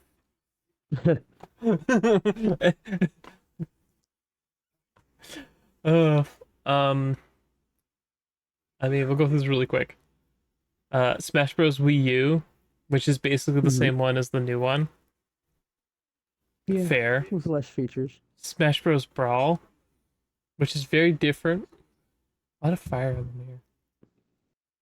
Fire Emblem Path of Radiance. That's the super expensive Wii version, right? Or is Yeah, that the one Radiant with Dawn, like which is the next one? I am not the biggest 1 hour flash pull shark or alligator. what? Just in chat, there's just a random. Never mind, it's okay. Yes. Yeah, Path of Radiance and Radiant Dawn. One of those is the GameCube one, and one of those is the Wii one. And both are very expensive now because people refuse to re-release them. Nintendo. If anyone wants to get mad at someone for bad game preservation, it's gotta be Nintendo. Absolutely. But we'll Not get only into do they that. have almost no way to play anything, every time they do make a way to play it, when the next thing comes out, they're like, by the way, no more preservation with that. Buy it again. I had to buy Earthbound like 4 fucking times because it kept changing the Yeah, platform and there Radiant was Dawn's no good. way to get the old one. Yeah. Radiant Dawn was one of those. Was Radiant Dawn the game that no, I'm thinking of uh Xenoblade or The one with Shulk? no, the one that GameStop kept reprinting on the had the exclusive rights to print on the Wii and open games and started selling them for $100 each. I don't know if they did that with Fire Emblem also, but whatever. I've never played this next game, but I am aware of it. Dragon Ball Z. Uh, if I Is it pronounce this, I don't know what I'm gonna say. is it Budokai Budokai Tenkaichi Tenkaichi? 3. Yes. And we're finally getting a new one and we're probably gonna see some more about it tomorrow at the Tokyo Game Show. I hope Give me so. Budokai Tenkaichi 4. I am Um, so hyped. Again, I've never played these. I'm not a big Dragon Ball Z fan in particular, but I do understand why people like it. I like the original Dragon Ball more Hmm. because That's it the was like current, Journey to the West. It was kind of cool. yeah, that's the current event we've got going in Dragon Ball Legends. They're running a original Dragon Ball event, so most of the units now are like Bulma, uh, Tiny Goku, Roshi, the classics, the Babs. The babbies. Yeah, I love to see them. it's crazy that Dragon Ball is still relevant all these years later. I remember It being really like is. really young and watching it They just at like released 5 in the the morning. newest chapter today. They do it on the 20th of every month. It's once a month, I and they're remember about to getting be a, done with the you know, most like recent movie. you know when you're a kid and you're like super excited for Christmas and you can't sleep Yeah, and you get up at like 4 or whatever in the morning. I used to get up at 5 in the exactly. morning all the time to watch Dragon Ball, Oh, and did you watch the sub back then, or did you like the dub? it was on. It was actually on. Like it was airing on television. This was back in like the 90s, so Hmm. I was not. Like on Cartoon Network and stuff, Uh, our like or local maybe your equivalent. YTV was called. Yeah. I don't know what the Y stood for, but that was what it was. It was YTV, and I remember watching Dragon Ball and like Astro Boy in the Oh, morning. So, um, Astro Boy was great. yeah, so you get up super early to watch it. But I remember one time, it's like it was actually Christmas Day, and I was super excited. I'm like, up early, and I'm like, okay, well, no one else is gonna be up yet. I don't want to go wake people up, so I went downstairs and I turned on the TV, and I went to go watch my anime. And you know what was on instead? Some stupid Christmas special with puppets. I'm like, I want to watch Goku and It the comes down boys to do like, stuff. Where's oh, my, you watching Santa? Where's where's Goku? Santa? I Where's want Goku? Goku. Where's Astro Boy? I love Oh, this. that's so cute. I think I fell asleep watching because I'm like, this is not what I wanted to watch. Christmas Day is coming early, baby. I'm hoping so. I am hoping so. Okay. Kirby Air Ride. That's a GameCube Fantastic game, game. isn't it? So I have good news about that. It is. There's actually a mod group that have created an online version with actual netcode. So it's like the emulation version, but you can join their Discord. You can play with people online still. Like, well, I mean, I say still like it existed back then. You can actually play It with could people have online. existed, but I don't know. Well, I mean, the GameCube didn't really have online capabilities Yeah, it for did. much. Well, no, for much, I mean. In the They West, didn't it have didn't. that's where are we? We in the east. We in the west. In the Yeah. West, no. Just saying it's great. Like you can play with people and I it's got just the wish they'd entire full actually, game. just release games like that. Like that would be really cool if you had old, like, made a system that let you play old, like, couch co-op multiplayer games, but do it remotely. Because So I will say Steam the has a one thing to do thing, it. yeah, the one thing the Switch does right with their virtual console stuff is that like you can invite friends to the thing and play 2 to 4 player local games, but with everyone at their own house Yeah, online. And I I'm surprised wish more stuff would do that. Microsoft hasn't done it because For real. Steam has it. It's called Remote Play Together. I think it's called. It's the feature. Yeah. Because I Which is tried to nice because you play used to have to use like Danmachi before that. random as hell. Are we get? We're actually getting the Genesis Gargoyles game, which is sick, and the Genesis Jurassic Park game, I believe. Or is it all the Jurassic Park game, the classic ones? Because the Genesis one is actually pretty sick. Because there's a raptor mode where you go around as a raptor and you kill people. Those weren't even velociraptors. Steven Shapiro, he just liked the name Velociraptor, but they were like Oh no! Oh no! Dihedrons or something, or We got phone.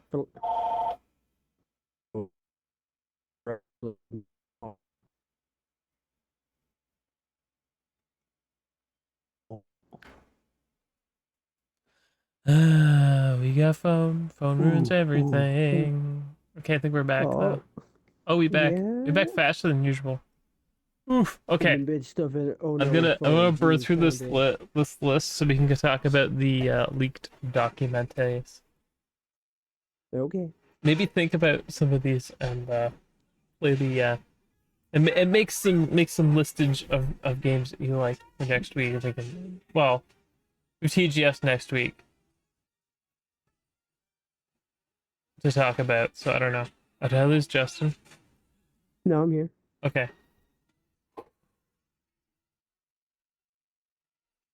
Yeah, getting all the Jurassic Park games back is kind of cool.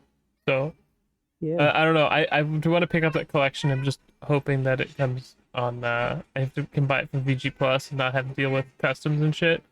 Because I'm actually mad at customs right now. Because Sal doesn't exist anymore, which upsets me. Service Sal. It's how I got shipped figures from Japan for like super cheap. It took a while, but I could get them for cheap. And now I can't order via Sal, so I can't use Ami to buy stuff. Which sucks.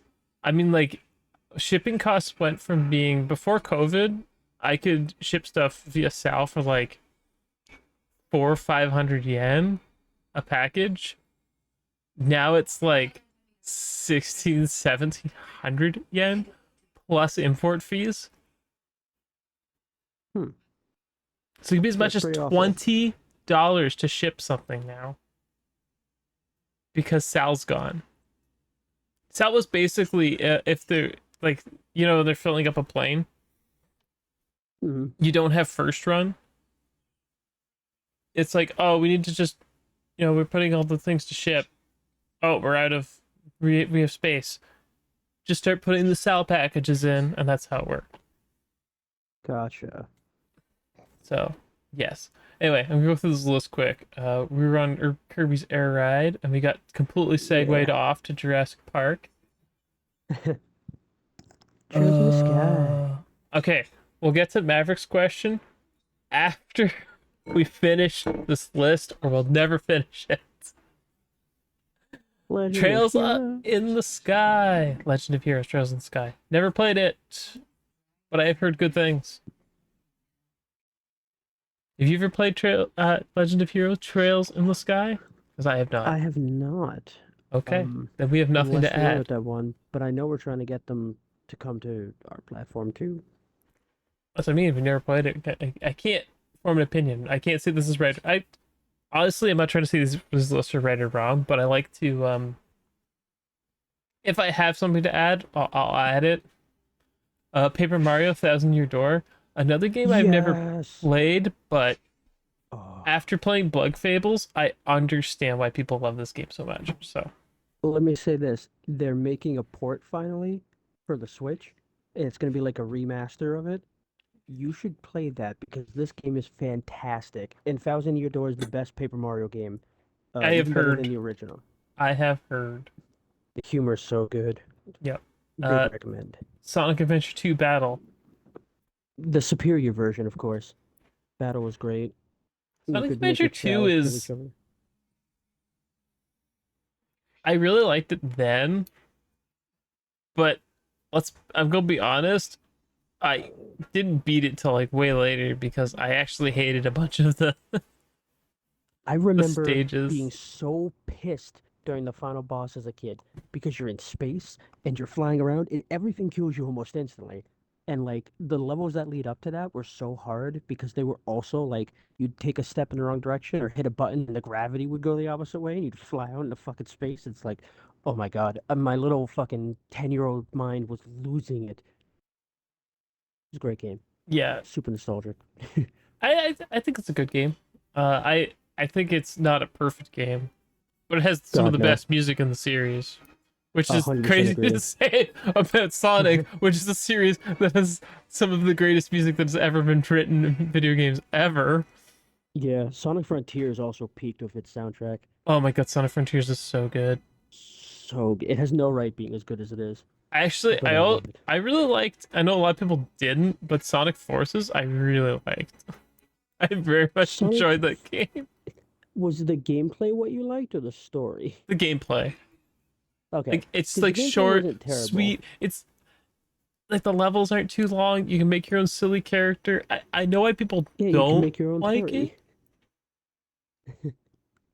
I know why people don't like it, but I think they're just like they wanted. So many Sonic fans want. Thank you. Sonic Adventure free. Wanted Sonic Adventure 3, and Frontiers is not Sonic Adventure 3. It's Sonic Frontiers, and it's a good game. But Thick music. Sonic Frontiers is probably the perfect kind of game to satisfy them and actual fans. I mean, Because it's you got had a some little weird bit of both. technical issues, if I'm being honest, but Of overall, course. it's an absolutely fantastic game. Thank goodness someone else likes Sonic Forces. It's like music's great, the gameplay's good. Like I remember people got mad at Famitsu for their review of Sonic Forces, but like after playing Sonic Forces, I'm like, it's not a bad game. Like everyone makes it out to be like this terrible game. It's competent. It does exactly what it needs to do. It's a good I know game. why they're mad though. Besides the fact that it was, fucking full price for the longest time. Um, That I can you understand. had you had this villain, and he was just Shadow but more lame and edgy for the sake of being edgy. And it had some hilarious stupid shit. The very beginning, Sonic gets his ass kicked by every villain possible, and you just get to watch him ragdoll around like an idiot. Like it was so funny. But I could see how people who are like heavily invested in Sonic being pissed and be like, "This fucking stupid. Who cares about the Knuckle Group? Why is Sonic dead? What's happening?" Like it's not that deep, but I know Sonic fans, unfortunately, and for them it can be that deep. This guy likes Sonic fans are Sonic a hard to lot, please. so we'll keep moving. Because the next game is Yakuza Like a Dragon, or if you prefer I like Ryuga Sonic a lot too. 7. Yeah, Like a we've already dragon. talked about how good Ichiban is. He is the best, and I can't wait for 8 in January. Yeah, I think it's a 26. I mean, We're it's gonna, basically February at that point, but yeah, I don't know how I'm gonna beat it before I start Persona 3, but oh well, screw my free time. and that's if you had nothing to play in between then. But you're probably gonna have 2 or 3 other games that are coming out Yeah, soon. Ichiban You're literally is tracking the it. best. That's what his name means. He's a real one. His name is literally the best. Ichiban. Number one. The best. That's why I was like, yes, it's my real name. Quick aside, seeing you play as Zen is crazy because I know how much you hate Zen. Uh Not that I hate Zed, I hate what he does to the game. Well, yeah, I mean, yeah, I know you have nothing against the character itself, but like, what else could we mean when we say you hate them? He It's ruins some of the gameplay fine. because he's got the broken kit. It's For the a different kick, game, man. he'd It's the fit. kick. You didn't need it. The Anyway, kick is dick Guitar move. Hero 3 Legends of Rock. A One game of the I've best spent Guitar a lot of Heroes. time on. It is the best Guitar Yes. Hero. Nothing before it, which is crazy because Guitar Hero 2 was so good for the longest time. I was just gonna say Guitar Hero 2 was close. Yeah, It was Legends close, of but 3 Rock, is just Warriors of Rock was really good too. 3 had a lot of stuff. And then there was like the Beatles Rock Band, which I don't think anyone. That was Rock Band, wasn't it? Not Guitar Hero. Yeah, I had that. It was good, but it wasn't the same because it only had one band. Granted, it had like 80 songs still. Um, Yeah, and but for anybody who's there's a still, lot of like crap Beatles songs. yeah, Sorry for and everyone. if any, Sorry for everyone. Best Beatles song I'm a ever big is Beatles fan. Time to Make Everyone Mad. Best Beatles song ever written. Octopus's Who? Garden. I thought you were gonna say like for the benefit of Mr. Kite. Benefit of Mr. Kite's interesting, but no, Yeah, it's Octopus's not a good Garden is the best song, one because it sounds like but it's it's a written good about. story. No, but Octopus's Garden sounds like it's written about drugs, but it's actually a Like kid's all of those pictures. songs. No, it's Ringo Starr, I know he actually does child's art. picture. Yeah, no, it's kid's picture. He, no, but I mean like to this day still he does like MS Paint art, and it's hilarious. It's so bad. Like he's had art shows with it, Yeah, but but I it's love so Ringo bad. Starr. Oh, dude, I love him, and his art is adorable. It's not good, Obedi, but it's Obeda. adorable. Strawberry Fields. Strawberry Fields is a pretty good one. Strawberry Fields is fantastic. I Hey just love Jude's really Octopus's good. Garden just because it's got that childlike innocence in it. Yeah. If you haven't seen the movie Across the Universe, please, people, see it. Oh It's man, so yeah. good. Fantastic Do you know music. that I will say do though, you know the Mystikite song? I can't mhm, remember the who do they get to do it again? The guy who sings he uh, does it in one take. He did it in He one did that whole take. thing in one He take. did the whole Fuck thing in one me, take. He dude. just did the whole thing. Just like, I'm like, it's like, oh, that's it. I'd It's be like, are you ner- sure it could be better? Like, no, that was I was gonna great. say, I'd have been nervous if the director's like, "And we're good." Like, are you sure? You don't want to run it back? No, no, no, no. No, man, he Good did idea. it. He You're killed it. good. Yeah, Cross Universe is good. 'Cause And it's the one got all quick thing sorts I'll of good say that stuff. since we're talking about Guitar Hero, Clone Hero is fantastic. If you have one of those old guitars, just lying around and you're like, what do I do? I can't put them on anything. You can get a really cheap dongle for like $5, and you No, can no, play no. that thing on your computer. No, I'm talking about the movie, and I gotta look it up. Across the What Universe. movie? I think it's Yeah, across the universe. isn't it Eddie Izzard? Yes.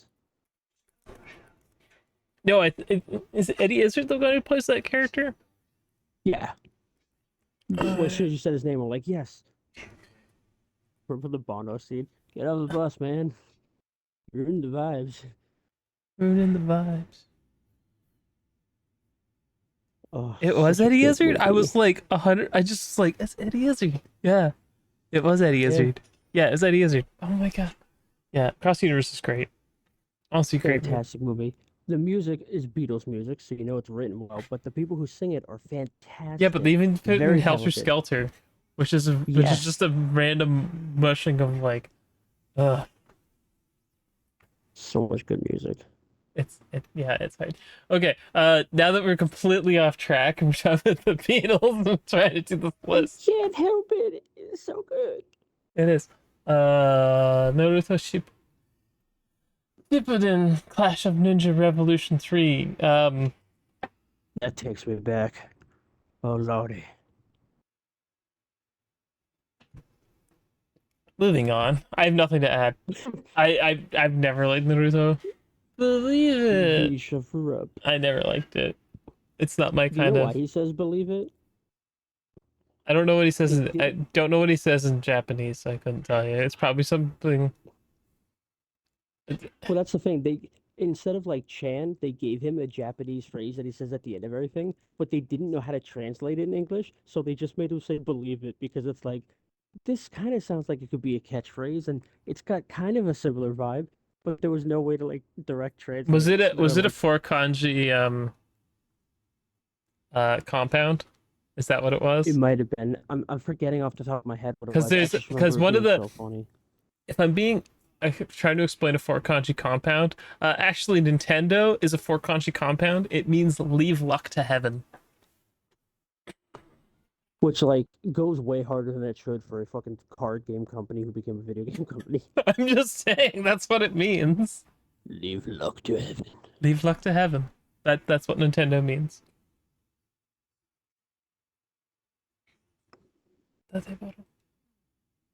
Oh, yeah, Death or Bio. Sishi That might have been what it was. Sishi Say is the other one. Sorry, I try to remember what it was.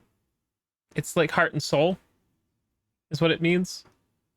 Like do it with your heart and soul. Yes, that is a JoJo character. My stand. Leave luck to heaven. Nintendo. Although all the stands are fake, It's a four kanji compound. Yeah, uh, there you go. You they're learned something all, new today. Nintendo actually means something. All right, the Believe It is done. Super Mario Galaxies 2. That game was good. I might have liked the first one better because it came out of nowhere. And two was just more of the same, which isn't a bad thing. It's just it didn't leave as much of an impact on me. I honestly didn't play the Wii ones that much. I have the 3D All-Star Pack, and I did dip my toes in to Galaxy 1, I believe is the one that's on there. Yeah, it's got Galaxy One, Galaxy Sunshine, and Super 64. Mario 64. I don't know why they didn't put Galaxy 2 on there too, but whatever. Yeah, Sunshine's peak though. At least we need a second one. I don't Yeah, hate just- Sunshine, but I didn't find it as enjoyable. Like I played it back in the day and I didn't like it, and I liked it better when I went back to play it. But the control scheme killed me. It has not aged well for sure. Okay, as long as we're okay on that one. The next game is a game I'm very familiar with, and that's Halo Reach. Halo Reach is a classic. It's a good game, but I actually think I like ODST more. If I had to pick a favorite Halo game, it'd be ODST. which which I is funny because actually didn't like when I first played it, and then I realized what it was, and I'm like, oh, and Nathan Fillion's here. that's Chef's what's so kiss. funny. I feel like ODST and Reach are the two that don't focus as much about like Chief, and they're just in the universe, and they're some of the best stories.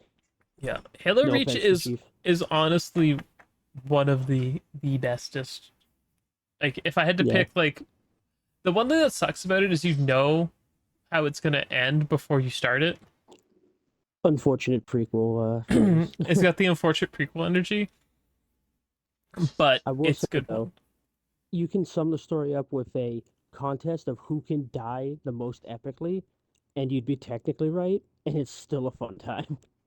Everyone's Yeah, like, my death will be the most impressive. No, my death will have the most impact. I'm gonna murder everyone. I'm gonna, I'm Okay, gonna kill next myself game so I'm hard you're gonna actually get very banned. familiar with, and I have a bit. I'm gonna be like, yeah, this is a pretty good game. Uh, Mario Golf Advanced Tour. That's the Game Was Boy that Advance. Advanced Tour or Toadstool Tour? It says Advanced Tour, unless I'm reading it wrong. You're Oh yeah, it's right. Advanced Tour. It is Advanced Tour, which You're was a good right. game. I was looking at the wrong picture. Advanced Tour is fantastic. Yeah, Toadstool Tour is the GameCube one that I was thinking of. Advanced Tour is on the, you guessed it, Game Boy Advance. Very, very good game. very good. All the, surprisingly out of nowhere, the Mario Sports games were really good. Like, For a better than while. they had any right to be. Yeah, that's the thing. I have it's like one of those games. I'm like, it's still it's golf at its core, and if you don't like Yeah. golf, you're probably not gonna change anything for you. Yeah. But Being a fat plumber isn't going to make the game more fun if you're not well, a golf guy. they have like power ups and stuff if I remember correctly. But it is one of the games that I had and I very much enjoyed. So Yeah. I like that, you got to level up your little character too. It was like an actual mini sports RPG. Mhm. Increase the yards per It's a hit. good Get game. more control. And the next one is Mario Tennis Power Tour, a game I did not play. I don't remember if what the one was called. Was that the one on the GameCube? Power Tour? Yeah, because I have the one on the Maybe. GameCube and the one on the Switch. GameCube one was I good. have the Switch one. That's Aces, I believe. Yes. I've never played Power Tour, so I don't have much to add to this one. Mario Party I see so 3. many Marios. They Um, didn't put Mario Kart. I mean Mario Party Mario Party 3 is here. 3 is Like, he's got the best Mario game ever here, so I don't care. which one's that? I'm not telling you until we get there. You gotta Oh, wait. but I know what it is, at least for me. Mario Party 3 Although is I don't know if this is the best one though. Mario Party Best 3. series. Anyway, Mario Party 3, Shall we? I have fond memories of playing at other people's houses. I loved 3 and 4. 4, I remember getting the mushroom made you big, and I'd step on people. But 3 had some of the best mini games. Yep, it did. Wasn't that the last one on the N64 too? So it was like it was time to get the better hardware. Like, because I love the game, but it was ugly as sin on the N64. Most games were. Um, but yeah, that was like when they were peak creative, and also when their thumbsticks would destroy your hands because they did not care how you played to get the win. Bitch, please. Oh, Yeah, and the next, I don't have much to add about Mario Party 3 besides just ruining friendships, one oh yeah, dice roll at a it's time. Monopoly for kids. It's Monopoly for kids. Yes. Uh, Super Mario 64 DS. Is it specifically the The DS version? Because I'm gonna be honest with I you, I assume played so. way too. Spent way too much time playing all the Minigames. Luigi's mini game, all Yes, the Luigi Luigi was mini the best game. ones because all the Luigi ones were gambling, and they were the best ones. Yep, I so mean, all the the ones I gambling played, ones were I played fun, them but way too often. I you know remember. how you could connect to people who didn't have the game? My sisters had DSs, and they loved those mini games. Like they had their own Barbie games and stuff, but we would all sit down and play the little Luigi games together and just have like wholesome little family moments. Oh, so good.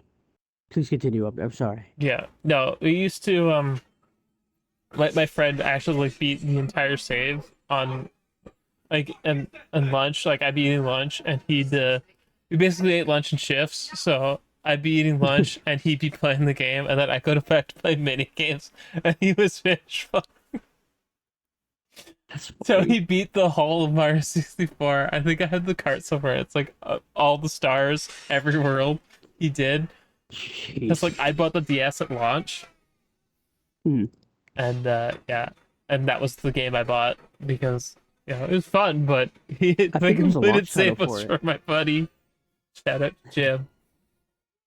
Oh, such a great game. It is a good game. I think the DS version's a lot better than I remember the new one being. Oh yeah, because I think the new one's just like a classic port, but with Yeah, none of the quality of life things we'd love to see from a yeah, 30-year-old game. yeah. Okay. Crisis Core, Final Fantasy I think this is the 7. PSP version. It looks like it is, not Rebirth. Yeah, The version I never which is great. beat. Which one did you not? The original or Rebirth? Uh, Either. Uh, I played a bit of it, I but I kind of was in a way of like, it came out. We picked it up for someone else. I think I still have a sealed copy lying around somewhere hmm. because we ended up with an extra one. This was the first game that made me cry when I was younger, and I was confused because I'm like, why is it making me? It's just a video game. Why am I sad? And like the ending just fucking broke me. Um, Great game. Best Final Fantasy VII character, Zack. Cloud ripped Zack's personality off. He's lame, but Zack's He's always great. been lame. Yeah, but he's Okay, also we're almost done this list. yes, you're right. Uh, Get to the Kingdom Hearts, and then I can gush Kingdom about Hearts that. Birth by Sleep. Yes, it's honestly one of the best ones combat wise. It's fantastic. This guy liked his PSP. I'm noticing he's got some good games on there. I mean, there's also some other good games on here that you probably aren't as familiar with. Now, Like I what? can we get clarification on which version of Soul Calibur 2 this is? Because What you mean every like version's compared? a little bit different. Yeah, I was gonna say, do you mean like uh because of the one character difference, or do you mean like There is were it the differences. The Nintendo one's yeah very different, yeah but it that's had fine. like this extra Zelda character, I think was her name, Zelda. Zelda. Anyway, it's GameCube. Spawn and Okay. Haichi. No. That was Oh my no, favorite that's growing up. that's Maverick. GameCube one's good. Like I don't know, Spawn was cool addition too, but it was weird and random. Yeah, although But if you anyway, have the HD version on the 360, I'm pretty sure you get Haiichi and Spawn. But of course you don't get Link because they never were allowed to they add that, should have even if it just was the added it homie. to all of them. I know. Why Nintendo? It Let doesn't me say use which Link version on it other is. There's platforms. differences. Oh, it's weird. Anyway, Mario and Mario Luigi and Partners Luigi. in Time. While that one's not my favorite, I will say Mario and Luigi Superstar Saga series is fantastic. I I've was still n- so upset that Nintendo killed them off. I've never played any of them. They're great. They're really good RPGs. I highly recommend. They're on both the Game Boy Advance and the DS. Although I think something is on the Switch now. The Yeah. Paper Mario and Mario Superstar crossover, I believe. No, wait, that one might be on the 3DS. I'd be thinking of a Paper Mario on the Switch. Okay, Fuck, the next game I is a can't game that's remember. near and dear to my heart, despite it being a Look at janky the fucking game. picture of his face. Oh Sonic god. 3D Blast. Now, I know there are lots of versions of Sonic 3D Blast, and the version I played was one of the not so great versions, and that is the Genesis version. But yes. So yes, Look at that Sonic little 3D Blast. toy. It's a game. It's very weird. It's kind of It's hard. definitely a game. It's hard because it's 3D and it's kind of like an isometric angle, and the game can kind of get away from you. Yeah. But it's got something special, and it's not Sonic. It's just it's something special. It's weird. Sonic the Hedgehog 2. This is the Genesis Sonic the Hedgehog 2. Yeah. Look at Not Tails' face. He's got the arms crossed. He's like, yeah, I am cool, Sonic. Miles Prowler. I just can't believe they put No that way. fucking name in his. His name, I finally get it. Miles Tails Prower. Anyway, the best Super Mario game ever made, Mario 3. Super Mario Brothers 3. It was fantastic, but I don't know if I'd say it's the best one. In my opinion. This game was on the bloody NES. Yeah, It does and it was stuff that the fucking NES should gorgeous. not be able to do. The game is a technical marvel. It's so Yeah. good. And the birth of a bunch of furries, I bet. Because they were into Tanuki Mario. Sonic 2 Look how hot he is. or Sonic Blast? Sonic 3D Blast is the best Sonic game? I don't know. Sonic the Hedgehog 2 is real good. It was like the gold staple for the longest time. I still like Sonic 2 better than 3. But, you know, it's Sonic 2 is like the GOAT. And we still don't No know what version of Soul doing it Calibur 2 too. this is, so no doing. No, Sonic 2. Of the Genesis ones, I don't know. I know that Sonic 3 and Knuckles is like this huge long escapade, and Sonic and Knuckles is also a really good game that I played a lot. Sonic 06 You're is the hurting me, true Greco. GOAT. Oh god, no. If by true goat you mean an actual goat compared to a video game, then yeah, I wouldn't doubt it. The thing runs awful. Yeah. Oh my god, what is this? Why? If you download the demo, though, it runs better because they had to make it a demo specifically for an event, and it got more time in the oven than the actual game did. So it actually tricked people into buying the game because they thought it'd be finished. Yeah, it was on the GameCube. Yeah. You think it's the GameCube one? Yeah, that's a good version of Soul Calibur too. I Yeah. would understand. When anyone specializes two over others, it's usually because it's the GameCube one, I feel like. Yeah. Okay, I want to talk about the Link hit Xbox leak different. since we spent a lot of time just chilling out and talking about just random games. It's in true, our it's already been list. 2 hours of this. So I'm gonna just switch over the camera. Yeah, we can talk about these delicious, delicious document leaks. We got the gossip. We're spilling the tea. I don't want to be like spilling the tea. More like I want to talk about some of the more interesting stuff that I feel like people aren't talking about. Like the controller with knee-high socks. The Mm, sexiest controller alive. yeah, okay. I'm sorry, do your controllers have knee socks? No, They could. they could have a hoodie, which is sexy, I guess. So If it, some of this I feel like is not. These are old documents. Some of them I feel are from like the start of the generation, and things have yeah, some of definitely them said they were around changed. 2020. Well, here's what this one's dated 2022. But the thing is that people are assuming these all come from the same document stack, and I don't think they do.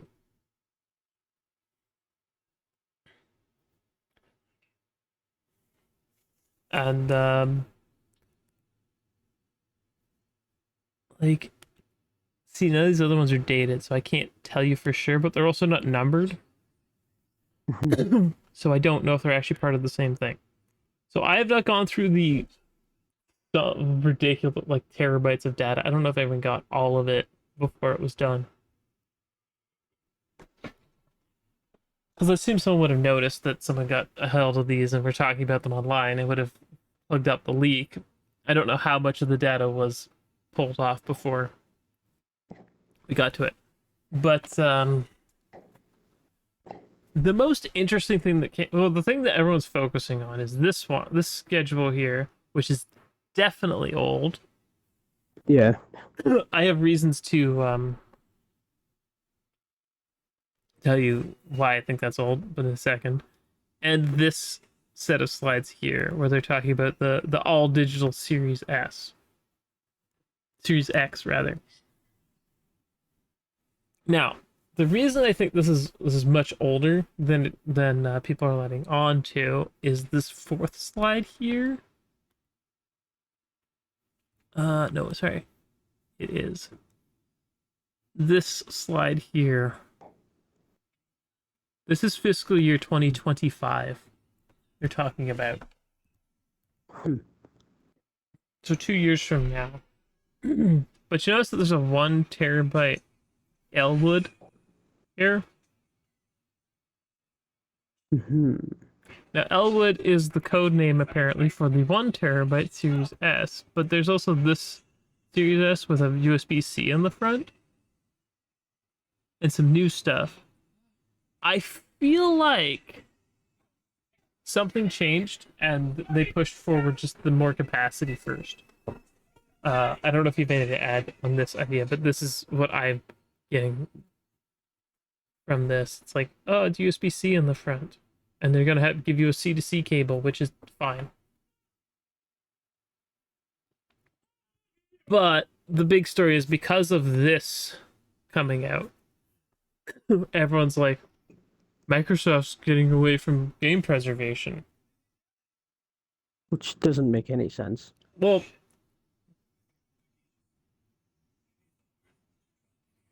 this is the problem I've had with this conversation in general. People act like physical media, especially a particular Twitter account, which I don't want to give any more eyeballs to. I understand the sentiment that if you're going like, if your whole thing's like, is the whole game on the disc, yes or no? That's fine enough question to ask. I'm okay with that. But if you're gonna be like, well, all digital means we don't have game preservation. So how many? It seems ass backwards though when people are like, this means they're stopping with preservation, and they only have 30% of their library preserved. But then it's like, what about Nintendo and Sony? Why are you guys not mad at them because they have 0%? And it's like, but we're not talking about them. We're talking about Microsoft. Do you care not about the preservation? What the fuck? It comes down to this thing where it's like they're more, well, they're not every game from every generation of Xbox available to play today. There's at least some of the games, and a lot of the reason that older games can't be just redistributed in a different form factor is copyright law. So there's other Which factors works at play so here. far against us for that. Yeah, and that's sucks. it's been the biggest villain in the room. Like the thing that no one talks about is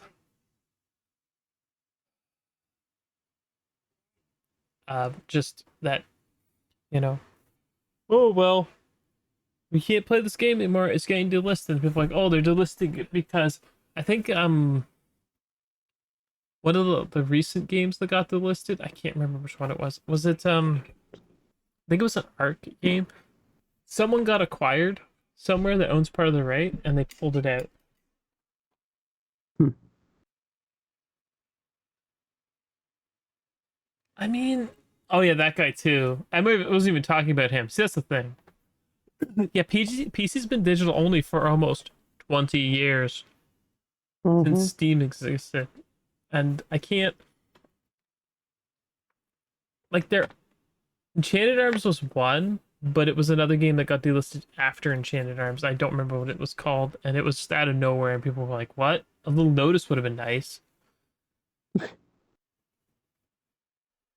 uh well, yeah, there's also DRM. There are games on Steam that if you have downloaded them X amount of times, your license is, oh, hold on, I accidentally bumped something, my apologies. Oh god. That if you've installed it on X number of machines, you can never install on another one unless someone on the back end of the server fixes it. And some of these games, you can't do that too. Tough shit. There's games with services that no longer exist attached to them. Oh my! Someone's messaging me and I'm not looking. I'm just gonna close Discord and not look because there's. I want to deal with that right now. Don't have time for it. We're talking here. But no, like Steam's all digital and no one seems to care. I know DRM is like digital rights management has been kind of the bane, has been a bane of game preservation in the long term. And companies want less and less for people to have ownership over their media. They want it to be a service. And companies like Ubisoft and EA were trying to push this all always online games. Now, not everyone is pushing for these always online games. And while I agree that, you know, digital only distribution has its downsides, it also has upsides.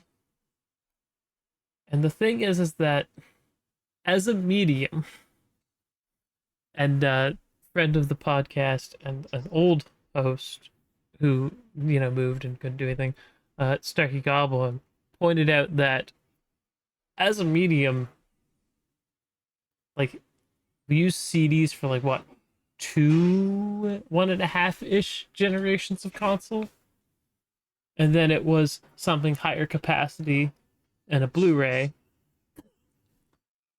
or DVD, and then went from DVDs to Blu-rays, and then we're still using Blu-rays later. Blu-rays has probably been the longest running medium for game distribution physically.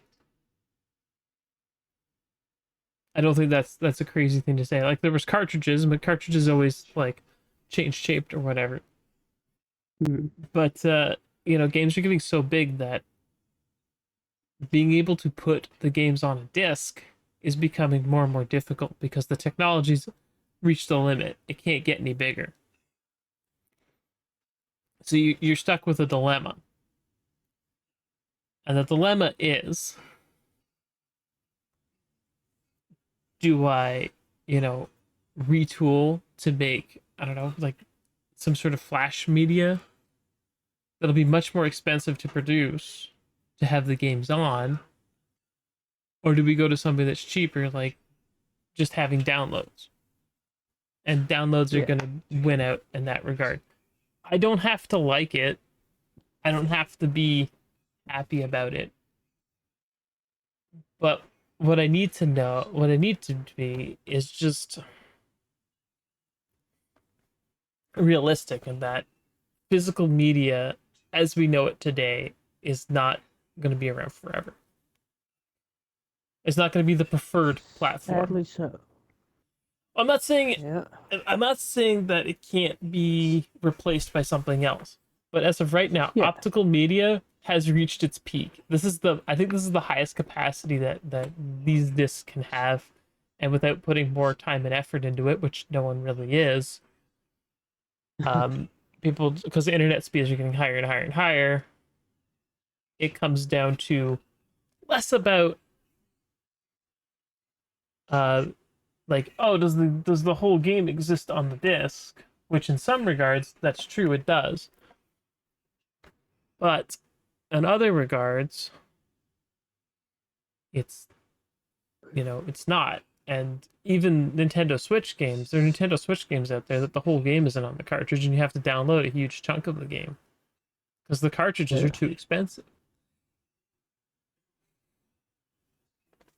And then there's games with updates after the fact. Games preservation is not as simple as we've shipped a disc with the entire game on it, because there's a bunch of games now that get updates after launch. And sometimes the 1.0 version on the disc is not the same game that becomes at the end. I'm sorry, I have to go to the washroom for a moment. I'll be right back. You can just yak about whatever you want. All right. Sure thing. So, what do you guys think for TGS tomorrow? I'm curious because we're 12 hours away now, or 12 hours and 15 minutes. What are you guys hoping to see? Not what you think you'll see, not what like you're gonna see. What do you hope and want to see, regardless of how crazy and distant it sounds? That's what I'm curious. Is there a specific genre? Is there a specific studio or a specific series? Are you hoping for a new game? Are you hoping for ports? Are you hoping for just the most wild shit that doesn't make sense to show up, but would be amazing if it somehow did? That would be the funniest shit on the planet. Just out of nowhere, tomorrow, it's announced. Not during the ABK still going on. Just hello, I'm Phil Spencer. Today at the Tokyo Game Show, I'd like to announce that we've bought Nintendo. I own Doug Bowser now. Mr. Miyamoto is a homie, and we're hanging out at my crib tonight. Switch 2 releasing tomorrow. Mario and Master Chief are now canon buddies, and they will hang out in each other's respective games. New Mario skin coming to Doom, new Doom Slayer skin coming to Mario. The crossovers would be amazing. Instead of Mario vs. Donkey Kong, it'd be like Mario vs. Arbiter. Bowser and Master Chief just duking it out. Although Nintendo's a million IPs, which would mean you could have some crazy Legend of Zelda stuff. Oh, dude, Legend of Zelda in like Doom Guy's universe. Isabelle and Doom Guy would be more than just canon. It would be an official crossover event for everyone to enjoy.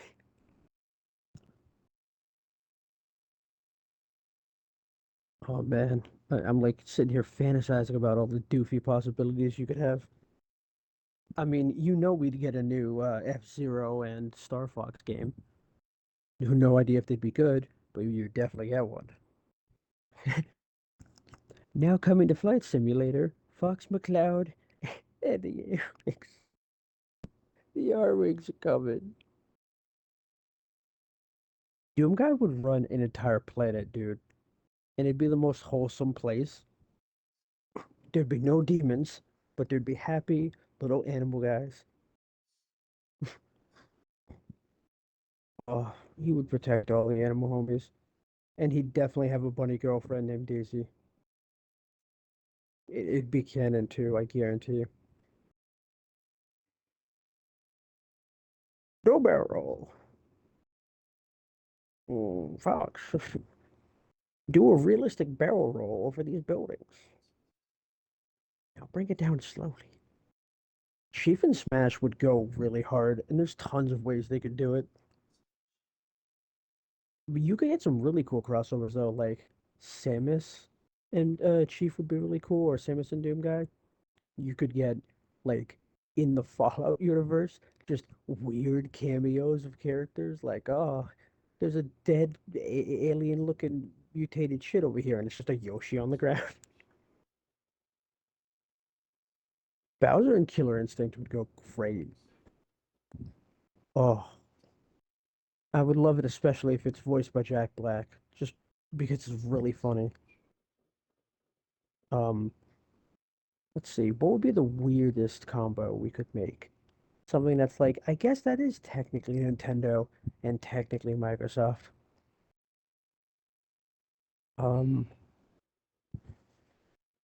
hmm, weirdest Nintendo prop. Well, I guess you could mix Splatoon with something, since even though the gameplay is not weird, the concept of what a creature from Splatoon is weird. We got the Nintendo side covered. What would be the weirdest thing we could put a Splatoon character in? Hmm. I mean, Splatoon and Forza would be super doofy just because it's like, how would that work? Well, you drive these car replace Clippy with the ice climbers. That'd be amazing, actually, because like you'd go to click the top of the document, and then Nana and Popo would like launch themselves up to like your Word document and be like, "Hey," like they're up B. Oh, there's a lot you could do with that. When you go to delete something, they'd walk up to your words and just do that ice breath spray, and it just deletes the letters for you.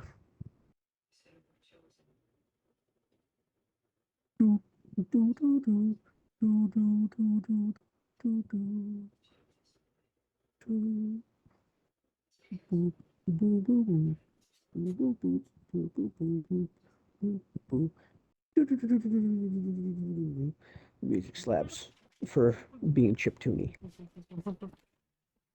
I do kind of want this because there's so many dumb things you could do. It's like when you're a kid and you don't care about which companies are which, and you're just like, oh man, wouldn't it be cool if Pokemon was in Dragon Ball Z? Like, you just have all the dumb ideas back then. I feel like that's what would end up happening if that actually went through. Like, you'd just be reverting back to a kid for all the dumb ideas. Actually, speaking of Pokemon, Pokemon mixed with like, I mean, I was about to say a really dumb one, but we could do better. We top that. What if Pokemon and Call of Duty? Isn't that just Pal World? I'm back now, by the way. Sorry. Yes, hello. No, no I, problem. I had a We bowel emergency. no, no worries. I was saying the initial question was what is the craziest thing they could reveal tomorrow that you'd be interested in at TTS? And I was like, it doesn't have to be realistic. It could be anything. Just what would be cool. It was like, Crazy? what? Uh, I would absolutely love if, um, okay, this is gonna be super niche, but I want it. I want a Masterful Cat video game where you play, you like cook, but you're the Masterful Cat, and he does interior monologue and judges your cooking skills. Like a cooking mama, but with the cat. I mean, he's got this deep voice that he like Cooking interior monologue papa. talks in. It'd be so funny. That's cute. Draco was saying he would love if Microsoft acquired Nintendo for the meltdowns. And then we were just joking about what that would mean in terms of like how first parties would look. Like what could you mix at that point? There'd be so much room for like chaos. And that's what we were just bringing up, like all the crazy crossovers. Would be very hilarious.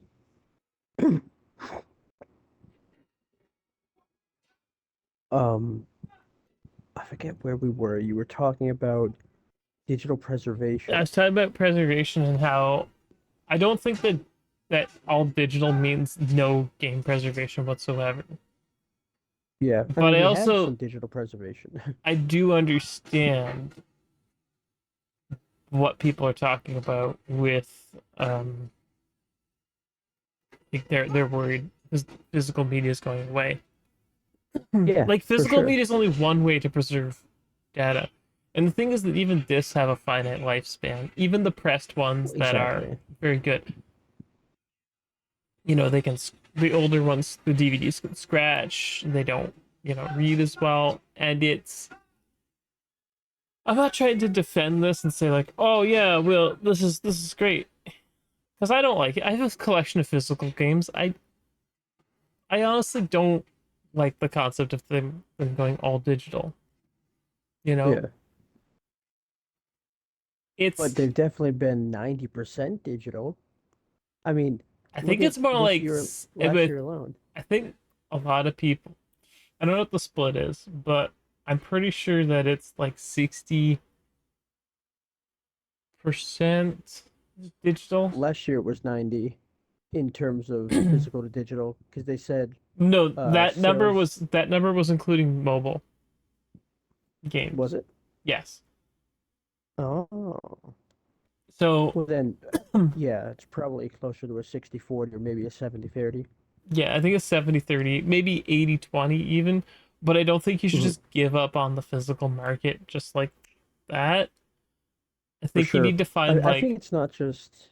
Oh, go on. I didn't mean to cut you off. no, I think the thing is that these documents also don't show stuff like an optional optical drive. It could be a Mhm. thing. I'm not saying it is a thing, but it could be a thing. Like I'd be much more lenient to pick up a Series S if it had an optical drive in it, because I have all these Well, games and I can't play them yeah. over there. Here's my question. Um, is it right to blame the hardware or the software? Because how many companies are starting to just not release physicals anyway? They could give us an optical drive, and if the devs say no, we're just digitally releasing it, it wouldn't matter. And I'm not trying to defend the idea that it could be gone. It's just with Alan Wake. and the new Yakuza game, it's like they're just choosing to not have physicals. And if you're an Xbox guy, because you get skipped for physical media so much already, you probably don't buy physicals as much because you're used to getting skipped and only getting digital options.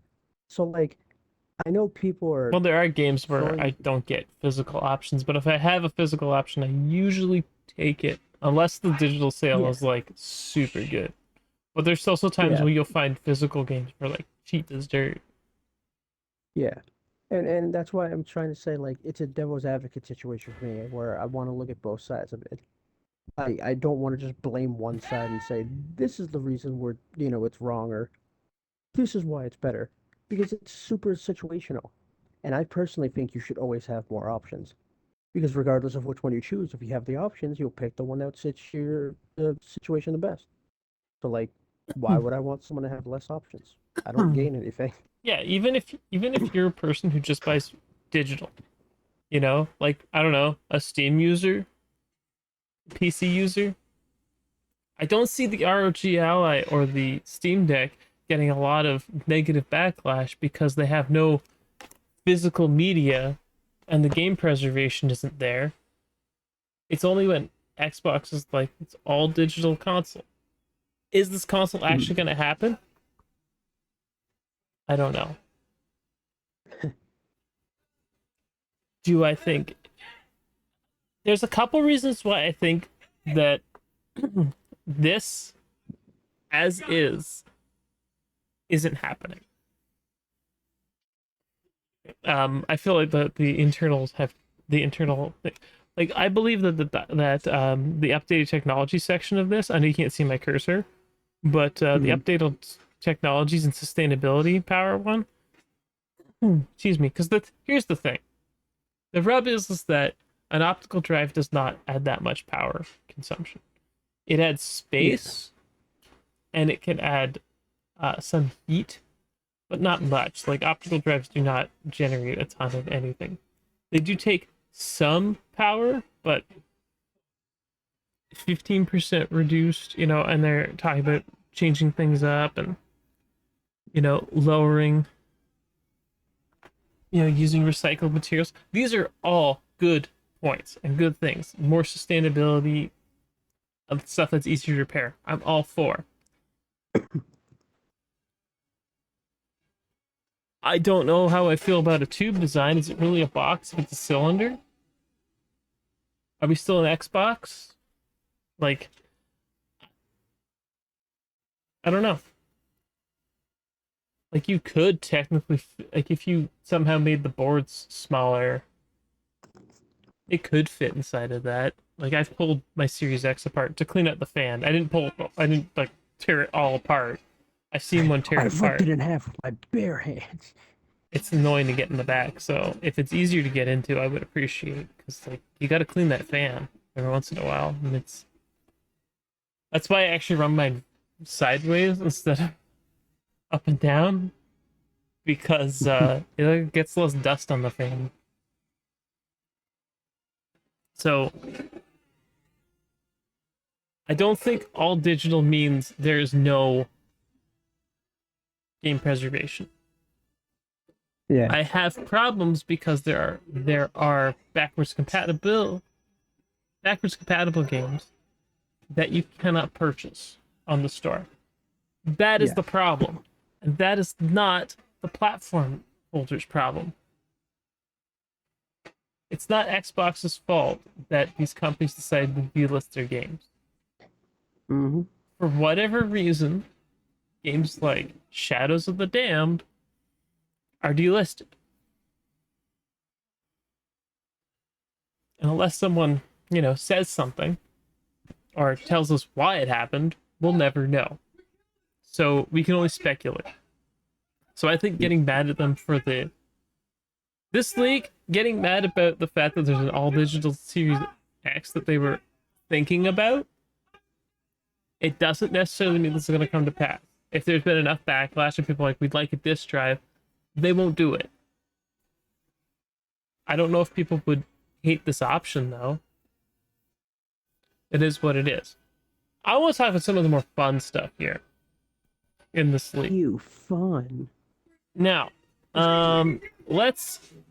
So it's not actually mentioned here, up front, but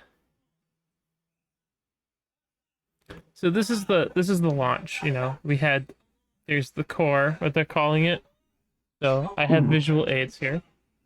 The core, our basic Series XS controller. This is the AquaShift one with the cool hand grips. So this is what they're calling core. And then they're talking about the Elite. I'm gonna use this Elite controller for other various reasons. This is gonna be launched, and they have PC and they have whatever. With the audio solutions. And then they had the second one here, which is now. Again, not much has changed. They have the new blades. Now this also has the cloud device, which never came to pass. Or at least not yet. It was kind of determined that it wouldn't be worth it. For sure. However, that's also what was said about the mid-gen refresh. So I all I'm don't saying think is that we don't know. the thing about now. I need you to hear me out here for a second because this is where it gets funky. This particular device, I think, got deemed that they didn't need it, or they could. I'll explain my reasoning when we get to the new controller. But they're like, you can play at the browser, you can play on mobile via cloud, you know, smart TVs, low to mid end PCs. So something like my laptop here would fit in there, where it's, you know, it's just got integrated graphics. It can play some games. It can't play all the games, but it can play some games. Third-party streaming sticks, set-top boxes, so it's your NVIDIA Shields and the whatnot. And then they have their cloud device here, which I guess was... I know they were planning on launching it, but kind of just backpedaled on the project. We'll get into that. Consoles, high-end PCs, and then Cloud Blades.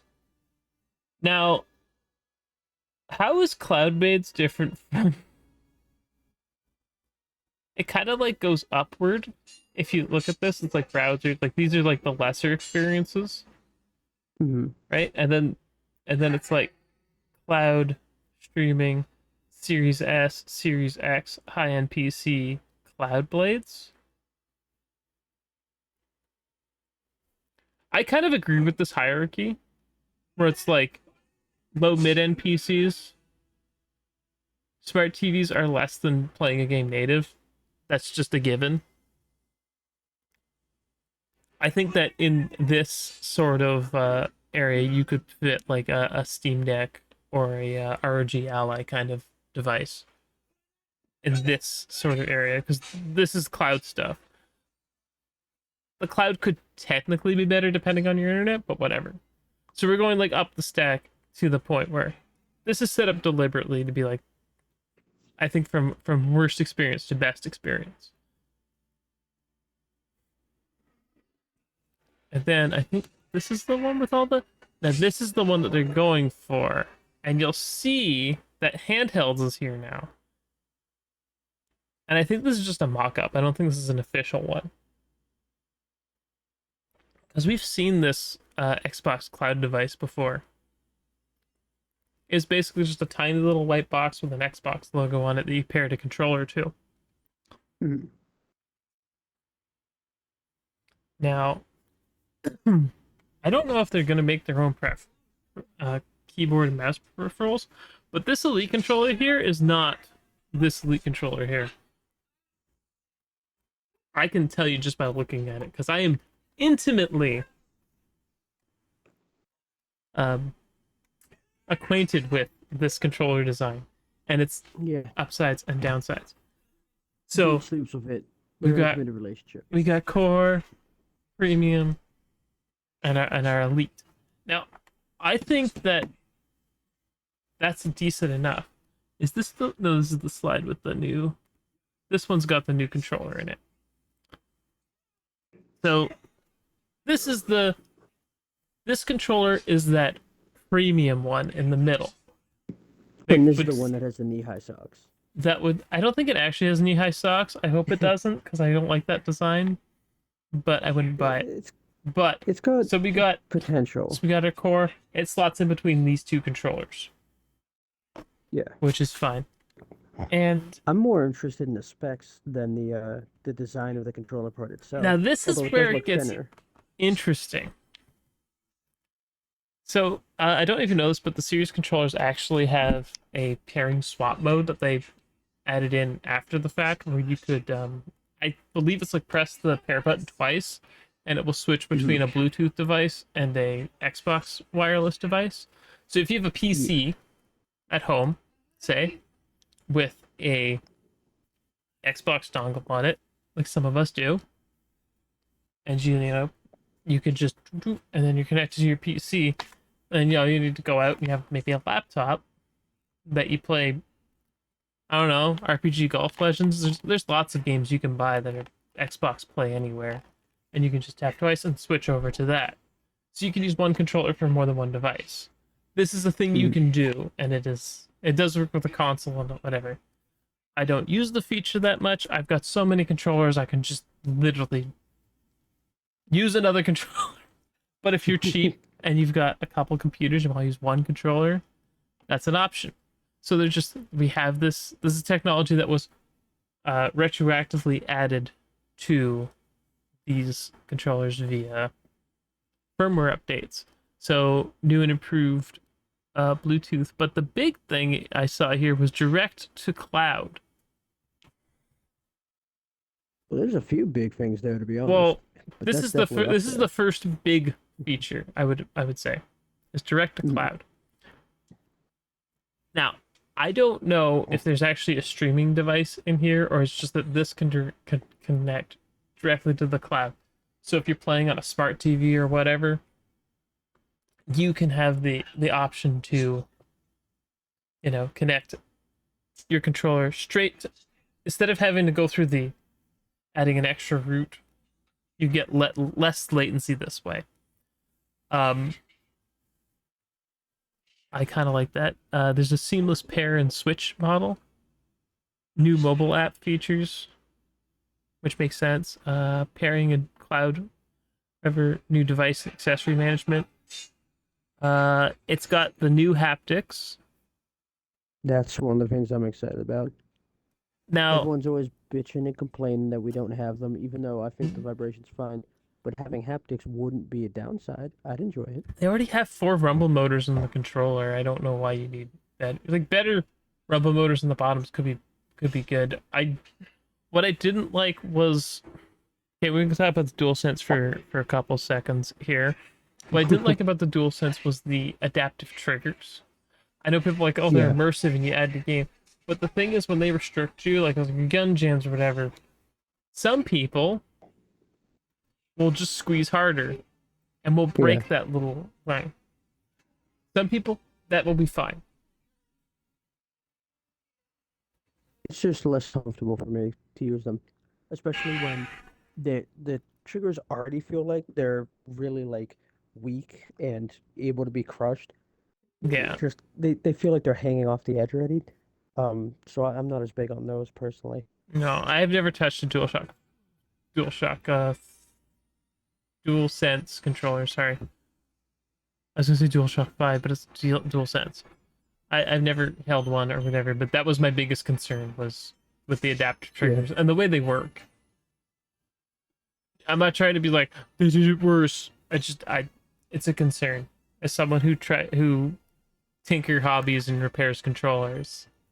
Yeah. I just look at that and I go, maybe that's not a great idea for design. Now this is interesting. VCA haptics double as speaker. I don't know how that would work, and I'd be very interested to test it for like 5 seconds. If it was good, I might actually use it. The thing is, this is not Hmm. unheard of. I don't know how it would work. There are TVs where they don't have speakers on them, and they actually just project the sound through the screen by vibrating the screen, and you can't notice it, or potentially can't notice it. But it is a thing that is a technology that exists. So I'd be very interested to see how that would work. It has an accelerometer, which means that you could gyro. Yep, that's another thing I'm excited about. Quieter A buttons and similarly switch. thumbsticks. Apparently, people are really hyped about that. I don't know why, only because my controller is really quiet. Like, I haven't I had any mean, problems. sometimes when you're playing, we can hear the buttons, but I don't know how you Oh would yeah, appreciate. Like, I mean, sometimes when I focus, I end up putting my head like against my wrist, and I feel bad because that. Yeah, the mic's right next to it. But I mean, like for the most part, I don't even hear them. At least not like clickety clackety and I like. can audibly hear it a bit through my headphones with the. No, so I mean, well, sometimes when I'm focusing, I'll put like my head on my wrist, so that way my mic is right next to my controller or resting right against it. I used to feel bad because friends would be like, I can hear your controller vibrating. It's because the controller and the mic would be touching, so it would be rumbling into the mic. But that's more my fault thing and not a controller thing. Yeah, I don't know. I don't know how that feature would work, to be honest, and I don't want to. I'm not trying to say up or down. I would be interested to see how it works because that's very interesting. I don't think we've seen that technology ever used in something like it's handheld. Does that Yeah. make the controller more or less repairable? These are things I worry about. Well, the thing that worried me was with a lot of these features, I mean, Xbox controllers currently on the market of the big three have the best battery life. However, they admittedly do have the least features, even if the features are not always used as much or whether they're a hindrance or whatever, or they're awesome. They usually have the best battery life. How is the battery life going to be when by default they have an accelerometer in it, this new Bluetooth technology, the adaptive, and all that added on, um, the haptics? H- How is the battery life going to get tanked? Because they still launch with double A's and rechargeables, uh, which was big. Because if it's still got all these features, the fact that you can change it, no other controller still does that. But how long is this going to last now? And is that going to be a make or a break for anybody? Because, I mean, I don't know about you, but I like that my controller doesn't die in an hour and a half to 2 hours. It's super convenient for me to not have to keep constantly changing it. And I don't know, I'm worried about how the new features could affect that only because I don't know what kind of tech they're using for their batteries. Hmm. Like I generally have no idea. Um, I don't know. I really that doesn't say much here. Uh, but the quieter thumbsticks and buttons is something weird. It says here. I know this is like not super big. I can't think I can make it any bigger, unfortunately. But rechargeable and swappable battery. Yeah. Um, I don't see why they would go away from the tried and true battery door double A's. There's a lot of power you can get from double A's and rechargeable things. That says to me they're Yeah. still keeping with the tried and true. Double A's are a fantastic medium for power. Especially with how cheap they are. And especially if you get a rechargeable one. Well, They last so long. there's so many different types of double A's, and there's so many different types of things that you could do. I just don't think it's. I don't think it's that awful what they're trying to sell here. I don't know. I'm assuming that it's like we're still gonna offer rechargeable battery packs like we do, which I think is in this controller. No, it's not in this controller. I could feel it just by picking it up. Because I stole a screw out of it yesterday because the screw was broken. One of the screws got broken in the when I was repairing this Elite controller. Don't ask me how it happened. I don't know. It's a pain in the butt. But yes. Here's the stuff that I find very interesting. Durable and reliable. New modular thumbsticks. I want to see the inside of one of these puppies, even if I have to buy one myself and tear it apart. It's funny to hear that only because it's like we don't even know what the outside looks like because this is just a mock-up. I want to But you're already see. like, I need to see the inside. Dude, this controller is like I could take this controller apart in a few seconds. It's Oh yeah, it's so like barely held together. Like tinkering yeah. and hobbying with these is interesting. And how much to be honest, this controller, like this is the one that came with my Series X with a new faceplate on Mm. it. But this controller is much easier to take apart and service than this controller, which came just a few, like not even a year before it, right? No, maybe whenever the Elite Series 2 came out.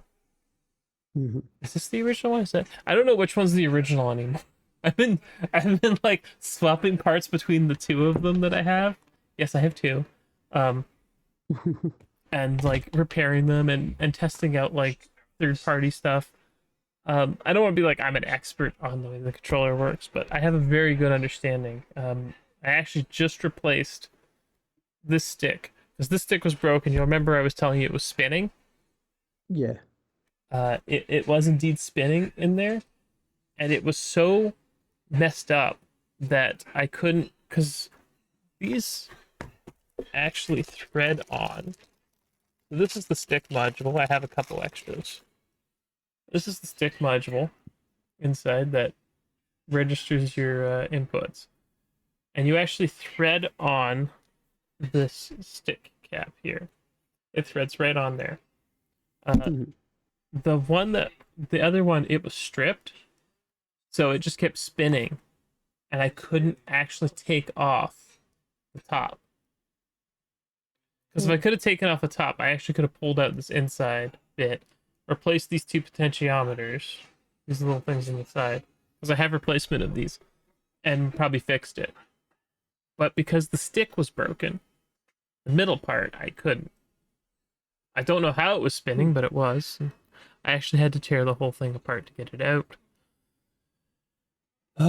It was a pain in the ass. I'll tell you that much. But But you did it. I did it. It took me a while, but I did it. I got it all done. Very impressive. And now, what does it work now? I'm still waiting for them to sell replacement backplates because this backplate is broken, and I still can't use the. But all the buttons work. All the like, if you want to use it like a regular controller, it works. All the rumble, everything. I am actually so happy with it, getting it fixed. I ended up buying a new solder tip for my pine cell. Yes, that's what it's called. This is the soldering iron. It's just powered by USB-C or a barrel jack, and you need like a big honker tip like that, and you can kind of get off the potentiometers. I learned a lot about removing through hole. Like, it's been such a process that I've learned so much about how to get the stuff apart that I want to see, like, and how hard it is for just the average Joe to pull this thing apart. Like I can show you this little part and be like, yeah, you just desolder the things and pull it out. If I take off the two potentiometers on either side, those are 6 connector points. That still leaves me with 8. You have to put a soldering iron on all 8 of them at the same time to pull this out. That is how the thing is designed. I'm not saying whether that's good or bad, it's just is, right? Yeah. So you have to heat all 8 of them at the same time to basically the same temperature so you can just pull it off. Or you have to do what I did and tear the thing apart, melt out the middle, and take it out in chunks.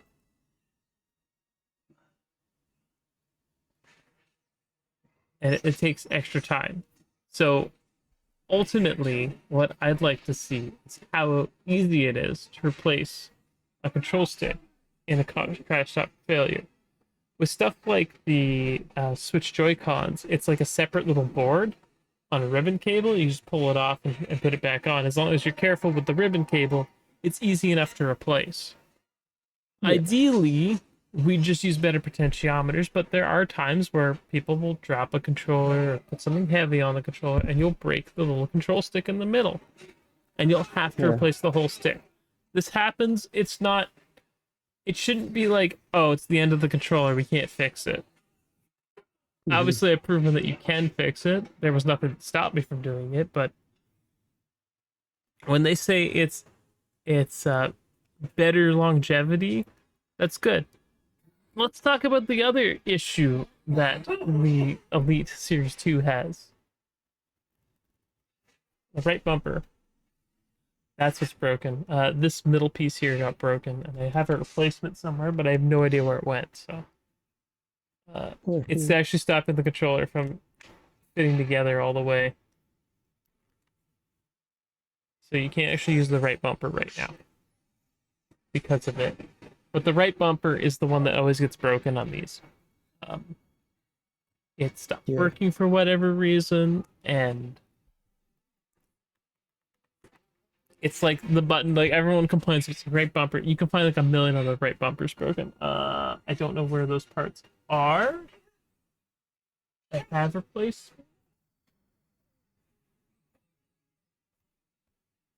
I put them somewhere safe, and I don't know where that safe place is at the moment because I wasn't using them. Oh wait, is that them? That's them. Oh, they are. They're even safe for me. Found it. This is not the exact one. I bought 10 of them because they're cheaper to buy in towns. But this is your right bumper button. It's so small. Oop. And it goes flying. I get more. But it's a 4-through hole. It's not as hard to get the solder off of these now that I have this gigantic solder tip. So changing one out would be more or less trivial compared to what I had to do before, which was drill out a board.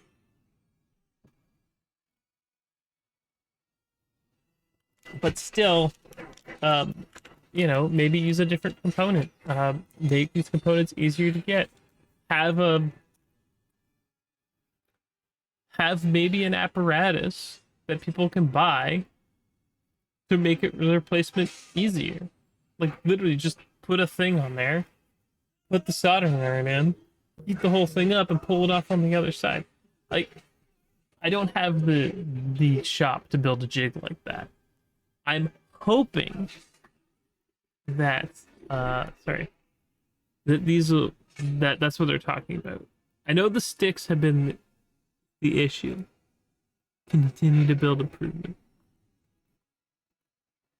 All right, now that I've like wasted your time and like right to repair stuff, which I feel like I honestly feel like I'm one of the only advocates in the space that like is like, we need game preservation, we need right to repair stuff, and like people are either one or the other, it feels like, and I'm kind of the dude in the middle, like, we need both of these things. They're both important. For sure. And it's not that I'm bored, I don't know what I'm talking about as much with this stuff, but I know that you are and you're very passionate about it, so I'm like, I don't want to cut you off by going, a million times, because I'm agreeing for and I'm sure. learning, but I don't have as much to add at Well, I the mean, moment, you can't so I'm replace kind this. of If your stick broke on your controller, you couldn't replace it, right? I wouldn't know how to do it, and I don't think I could with the stuff I have. Yeah, you'd have to like, and you'd have to send it to someone, and I don't know what someone charges to replace one of these. Like I can tell you, it was not an easy fact. It's not an easy thing to do. So I know Nintendo charges quite a bit when you have to send your controllers in.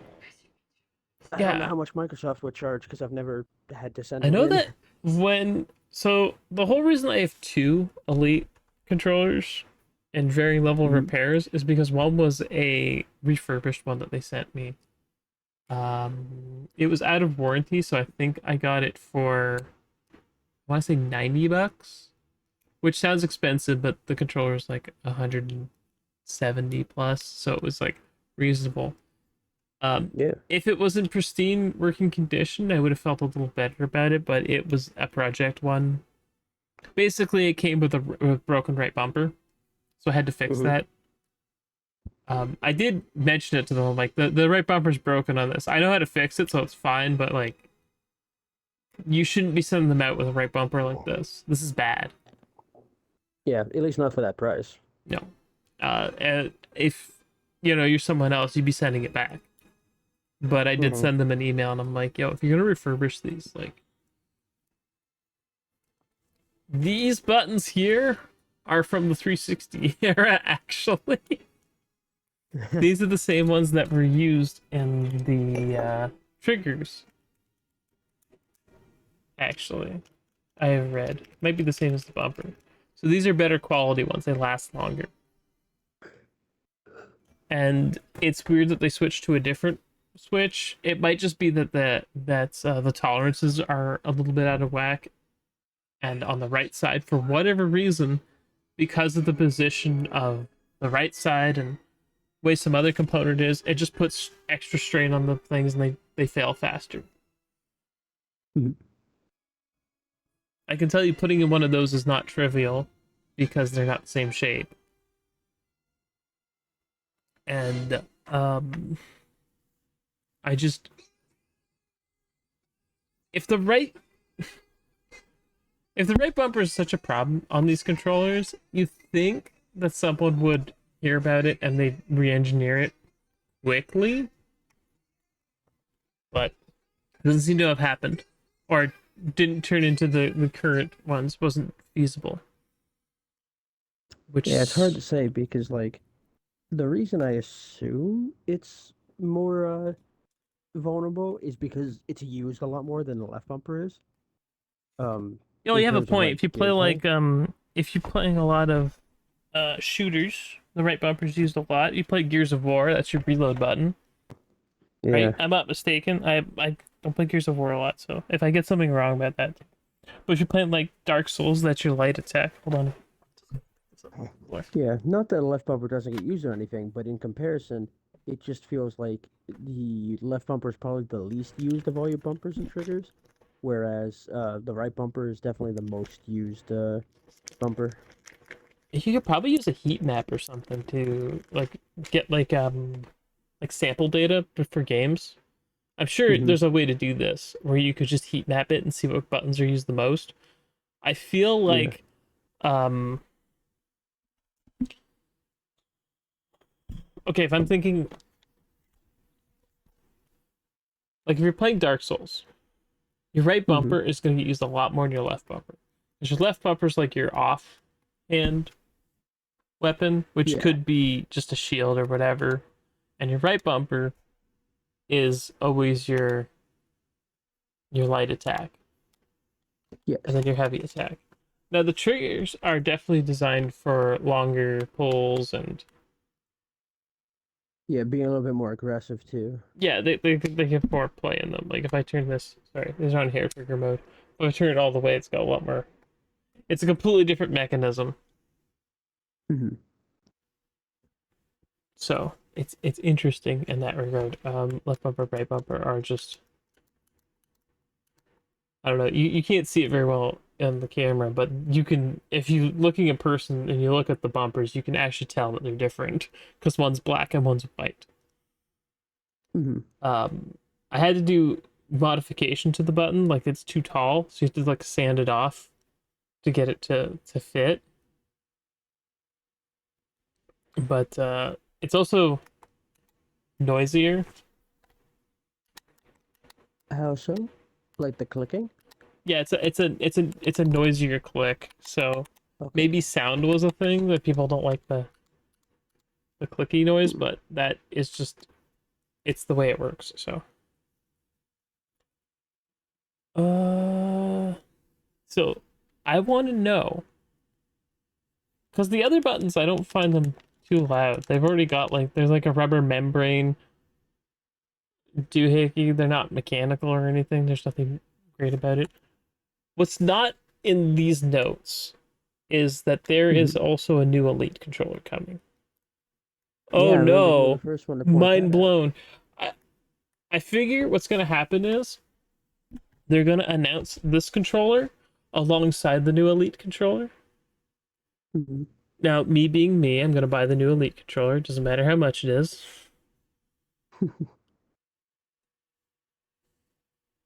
Because I can't live without these back buttons now that I have them. I just can't. I use them all the time. I it's just so ingrained in me. It's such muscle memory that I'm like, yeah, okay, yep, Yeah, I definitely okay. gotta do Just that press A, someday. just press A. And you dodge and do whatever. And like this side in particular, this side I use this one to replace the sprint click because for some reason that motion of clicking in the left stick has Hmm. always caused me extra pain in my hands. I can't tell you Oh, I'm why. sorry to hear that. I don't know why. It doesn't matter if it's the PlayStation controller, the Switch controller. I don't know. Maybe there's something damaged in my hand or whatever, and it's never been a problem. It's just this motion. So doing that Hmm. for a long amount of time does it.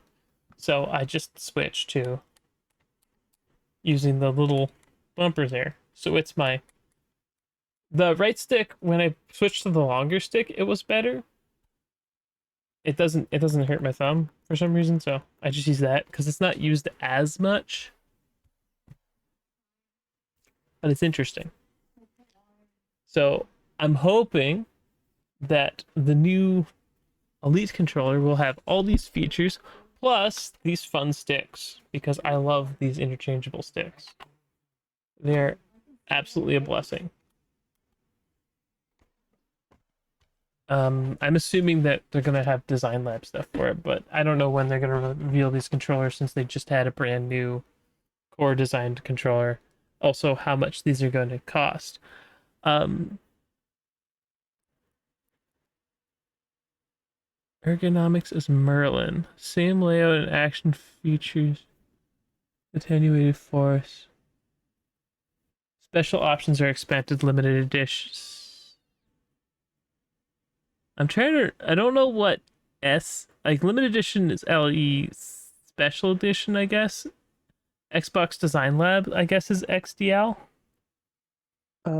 Maybe? I'm guessing that's what XDL means. But this controller is fascinating to me. Yeah. No, it's definitely interesting, especially with all Well, the possibilities. I think that the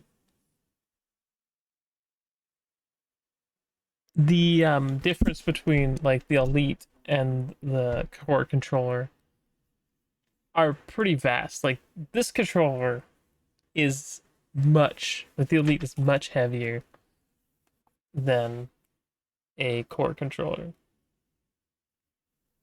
I don't have like exact weights for you, but there's weight difference. Yeah.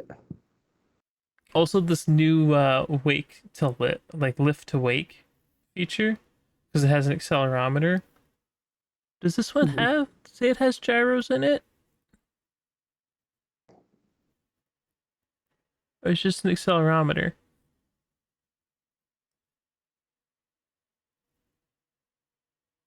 Quieter buttons and thumbsticks, haptic feedback. I don't know if it says it has gyros or not though. Someone was saying they had gyros, and I don't see that there, just an accelerometer. Which I guess could be used for gyros if you have the sensor set up the right way. Where? Okay, I remember seeing. I believe its code name is Bonnie. Hmm. Is the Elite controller or Bonnie Plus?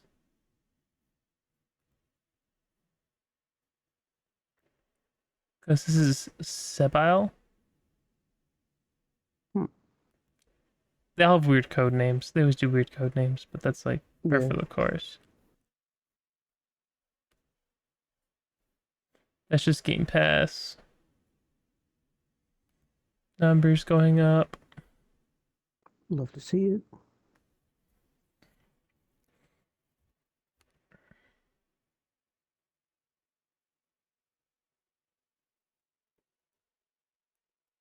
Yeah, this is what's weird though. Console, cloud console, Keystone. There's that little box. We've seen that. Gen 10 investigations. Sure. Mid console refreshes. Okay. Wireless headset. Okay. Design lab. Yeah, yeah. Cool. Audio portfolio expansion. Don't know what that is. Cloud server blade. Okay, that's a new feature. I think that's the PC streaming they were talking about. Like, be able to play PC games on it, their own one. PC accessories, not done. Elite controller has a name here. Luxury controller? Not in scope for first party. Handhelds, mobile controller, media remote, earbuds.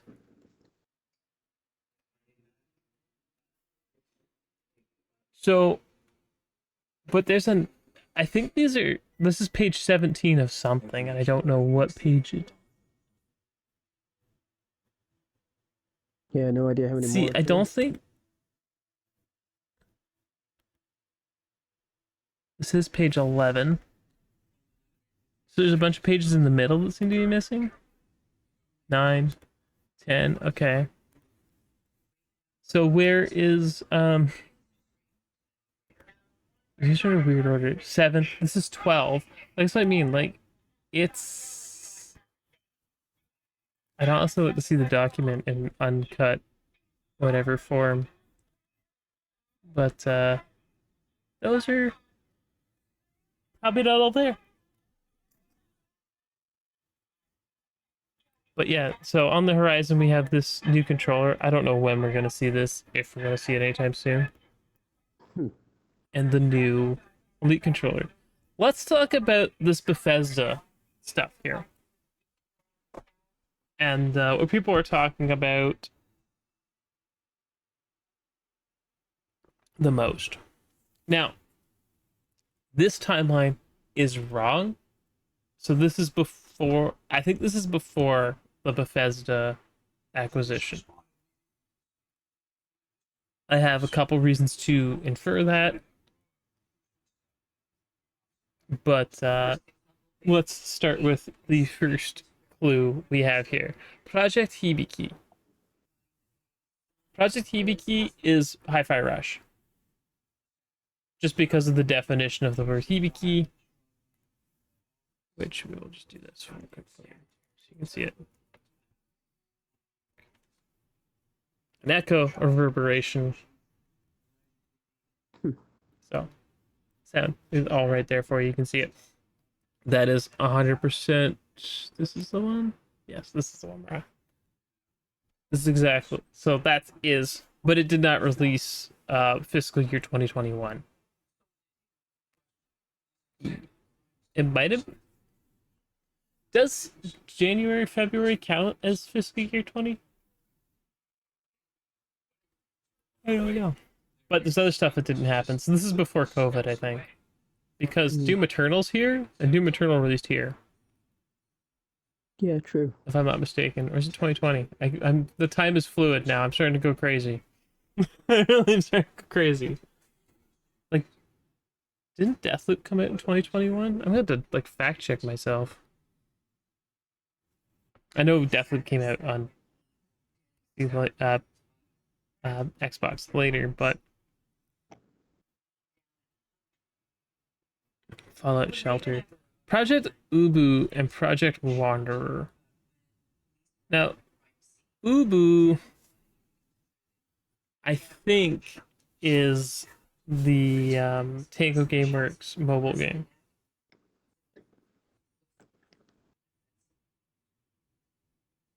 I'm just gonna check something quick.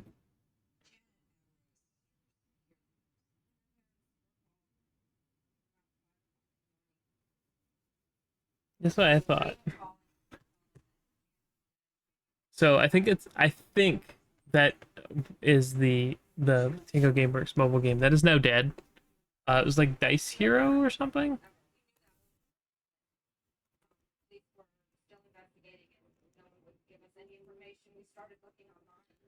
Because it's dead. Hero Dice. And it's dead already. It was 2022. Oh wow. I didn't really...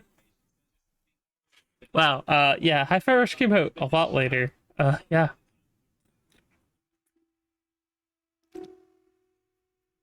That's right. Oh my god, time is escaping me. Oh, wrong one. This is the one. So yeah,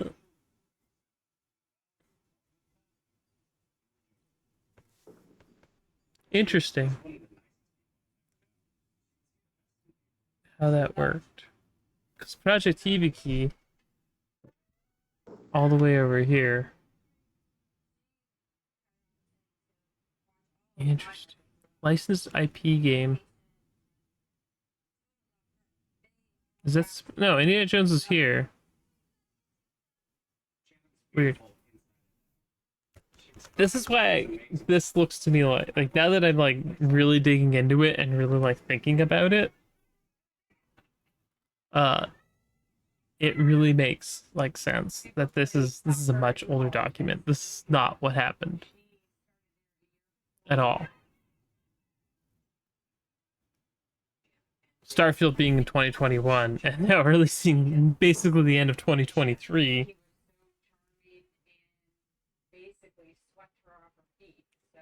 Man, I wonder how bad Starfield would have been if it released in 2021. Justin, did you die? Are you okay? You have anything to add? Uh-oh, did Justin die on us? He might have died on us. That happens sometimes.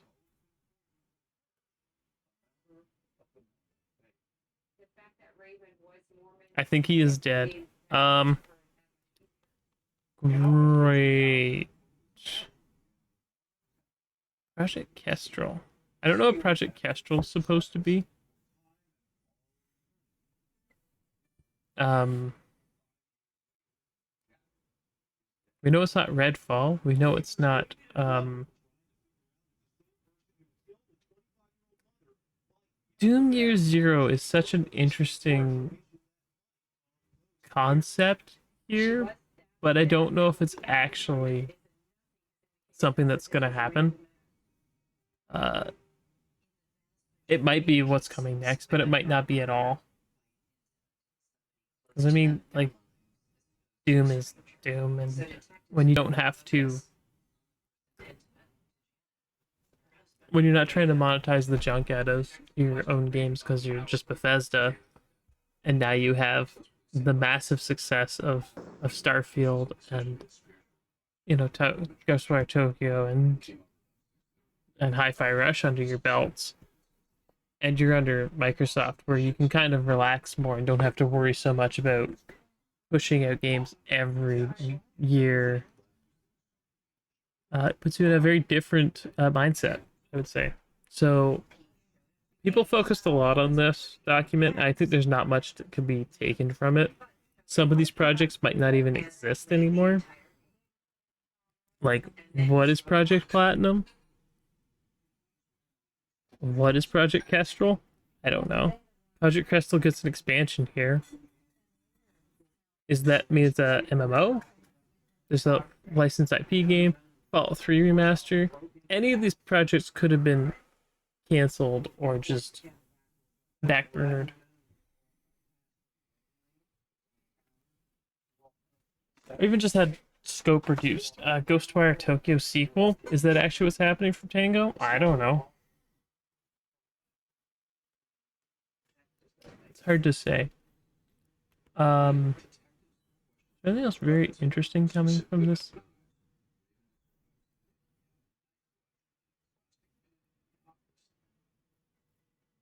I don't know how I feel about the AI and machine learning. Super.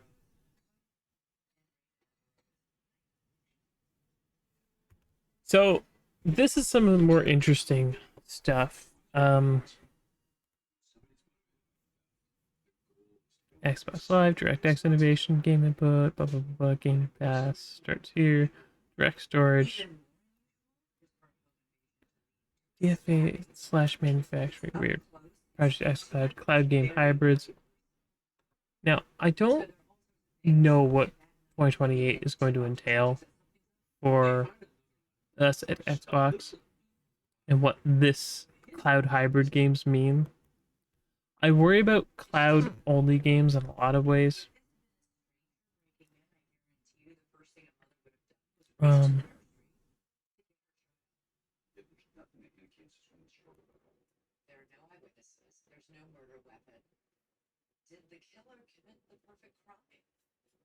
Super resolution, deep neural network, frame interpolation, fertile future analyzation,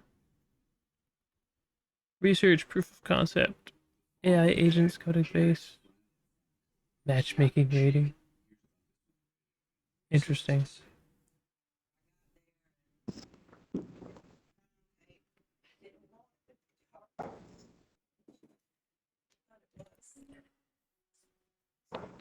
I do wonder about the machine learning and that Like how this it'll be applied, or well, this feels to me like a DLSS competitor, Mhm. which I always feel like I'm missaying when I say it because I feel like I'm saying one too many S's because it's two S's because it's deep learning super sampling. DLSS, and I've been confused, but basically, super resolution's deep neural network sounds exactly like um, DLSS, but just not something that can be done on the console. Some of the stuff I'm not okay with. I don't know if this is like we're looking at this for next gen features or this is from 2020 and we're talking about features we're gonna do for the Series X.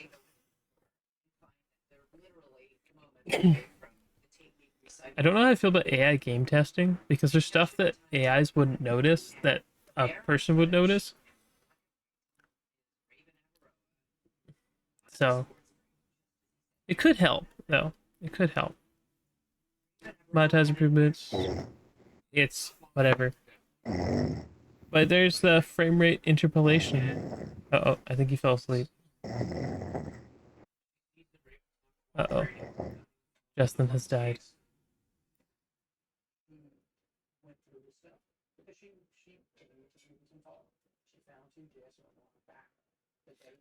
I think I'm just gonna go over some of the stuff quick and then we'll let him have a nap.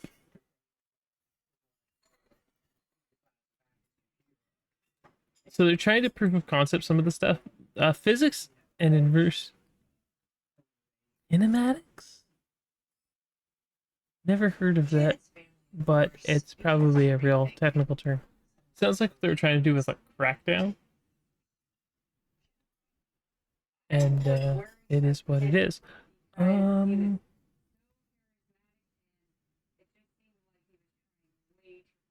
NOS.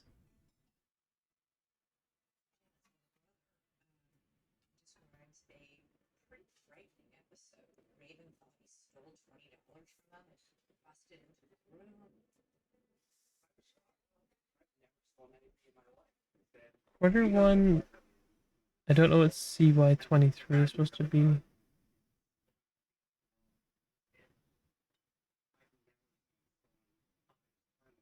Okay. All right. No, I see. I see. I see.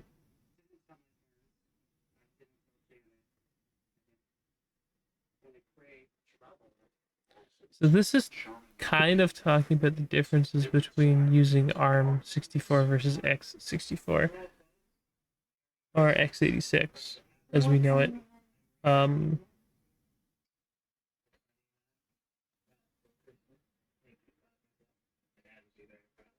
it's kind of interesting. The Big Little design has been working its way over to x64. Balance the desire for programmable silicon versus high performance. Are you talking about FPGAs?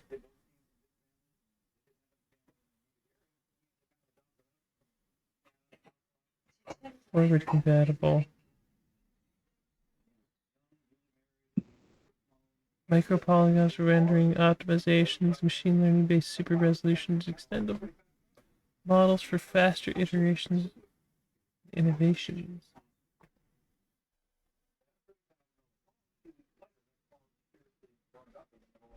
Thin OS. I'm not sure what they mean by thin OS.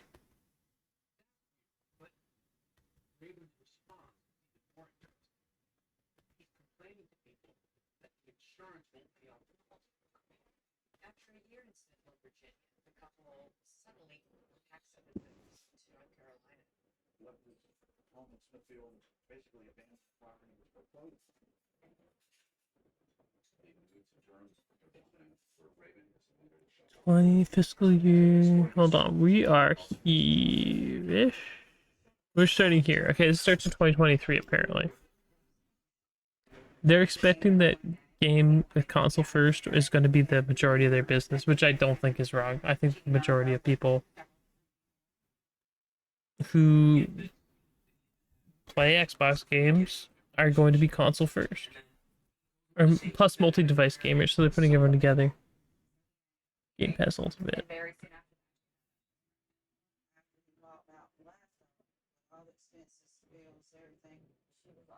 I so right now you're here. Looks like cloud first is a very nascent market. PC first is a pretty small market also, and the majority of it is console. And it seems that this is going to they're predicting by 2030, because that's when this graph ends, that the majority of their gamers are going to be console, which makes sense. Increased storage on the Series S, rechargeable / removable controllers for batteries. Xbox Design Lab for consoles. Should be interesting. Updated controller with increased immersion. Maintain technology innovation. All digital ecosystem. I mean,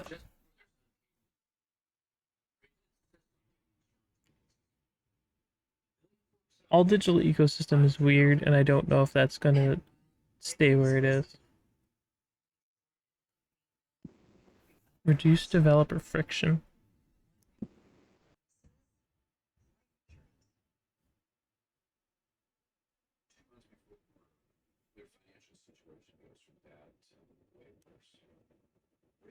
They're gonna put Bluetooth in the consoles for more third-party games.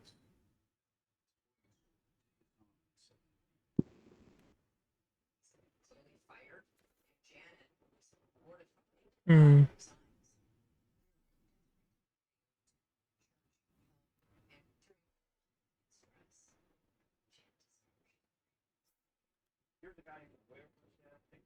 Yeah, these apparently are old documents, so I don't know. But that's been the big leaks out of Xbox. Apparently it was someone at Xbox, it was someone at Microsoft accidentally put something up on the wrong server, and we got these documents that were meant for the public. Sorry, weren't meant for the public, and are like an internal document for some sort of presentation. Um, do I think the all digital kind of makes sense for what Xbox is building? And I'm not trying to downplay or say something weird about this. Um, they've been kind of going in this direction for a while, and so is PlayStation. There are tons of for all the games that come out in store. There are tons of games that are. You know, I think that so it doesn't disrupt when he's snoring. Having a rough time. Um, with the Play Anywhere, you know, smart delivery and all those features that they've been pushing, it makes the most sense when games are distributed digitally. Physical's kind of been this, interesting. As much as I love physical games, I know they're not going to be around forever. It worked the same way with the PC market. They, PC just doesn't have physical games anymore. They don't exist. And what am I going to do? Right? Like, I, I could be mad and yell at a cloud. I could be like, hey, at least acknowledge us and at least give us an option as your niche. I'd argue the people that collect physical games are some of your more diehard of fans. You know, they want your they want your boxes on the wall, they want your stuff. You know, we'll buy collection editions. We spend more money on gaming stuff than a lot of other of our hobbies. So while we might be a niche, I would argue that we are a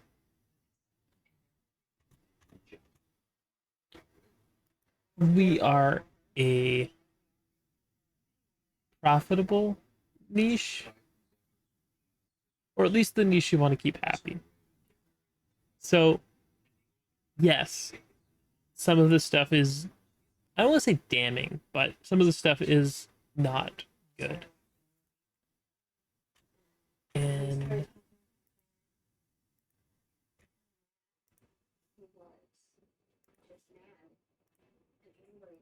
okay, sorry, snoring. So I'm just gonna. He just passed out. Insomnia's a bitch. It's okay.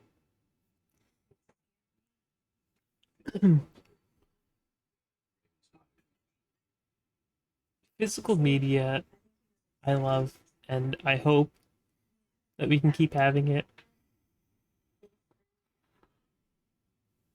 It can keep being a thing. It can be something that, you know, I get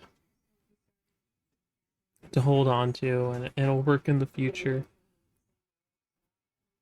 I understand that there are downsides to physical media, and a lot of people don't want to talk about the downsides to physical media. The first being that physical media creates waste. There's lots of games that end up in landfills because they don't sell, or you know, there's nowhere for them to go, or they just get recycled, and it's a waste of resources and shipping and all that. I I understand that physical media is not the be all and end all. And I'm not trying to be the guy that's like, oh well, we shouldn't have it then. Digital is not the greatest thing since sliced bread.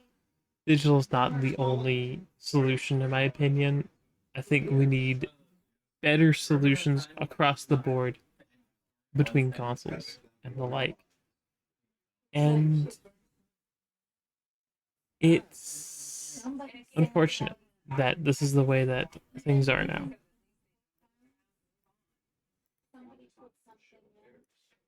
That you know, we're looking at this, but this is bound to happen eventually. There's going to be a change in format at some point, and the change in format, instead of going from another form of disc to a new form of disc, we're going from physical media as it exists to nothing, I guess. I don't know. Digital only. And I can't help but be, you know, sad about that a little bit. You know, some of my greatest gaming memories involve putting a game in the drive, or putting a cartridge in a console.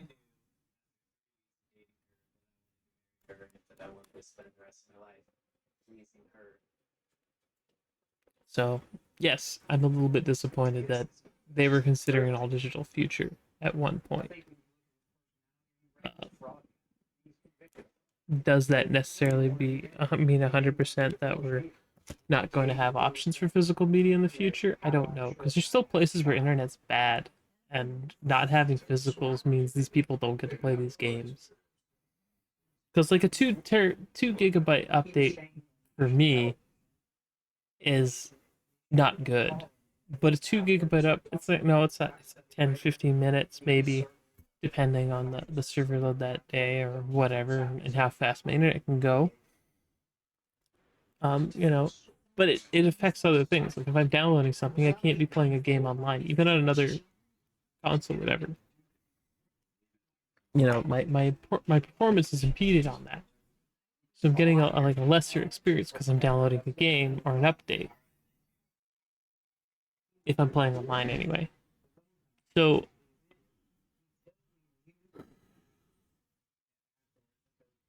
I feel like there is too much focused on Microsoft being like, well, we're gonna go digital only. when, if we're being honest, Sony released the digital only console way before it was ready. And I actually own one. The PSP Go. All digital. Console. So I'm just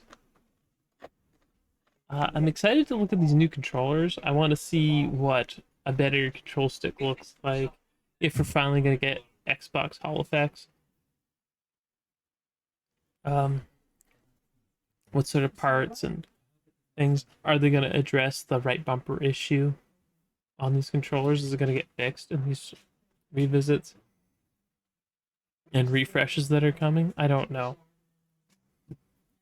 But I think that's it for me. And Justin conked out a little early. He hasn't been sleeping very well, so it's okay. Just, we're not gonna hold it against him. But I thank you all for spending time with us this week, whether you watched live or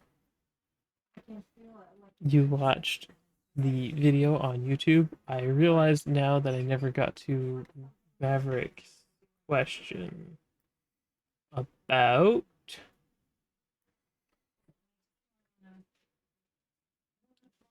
getting just the Genesis Jurassic Park and just the Genesis Gargoyles game, and not getting classic Resident Evil, Silent Hill, or the other Jurassic Park games. It's weird to say the least. I hope that the rest of the Jurassic Park games follow. As for classic Resident Evil, I have no idea what's gonna happen with that at all. Classic Silent Hill has been a problem in that they release them and they're like monkey paw. Like you get like a good one game's maybe good, but like a bunch of them are bad, or the fog's broken in two, or the mirrors don't work like they should in three, and that's like one of the most important parts of the game. It's crazy how some of the stuff works. But yes, that was I would love to just have the classic Resident Evils again with just a simple fix. Just let them have modern controls instead of the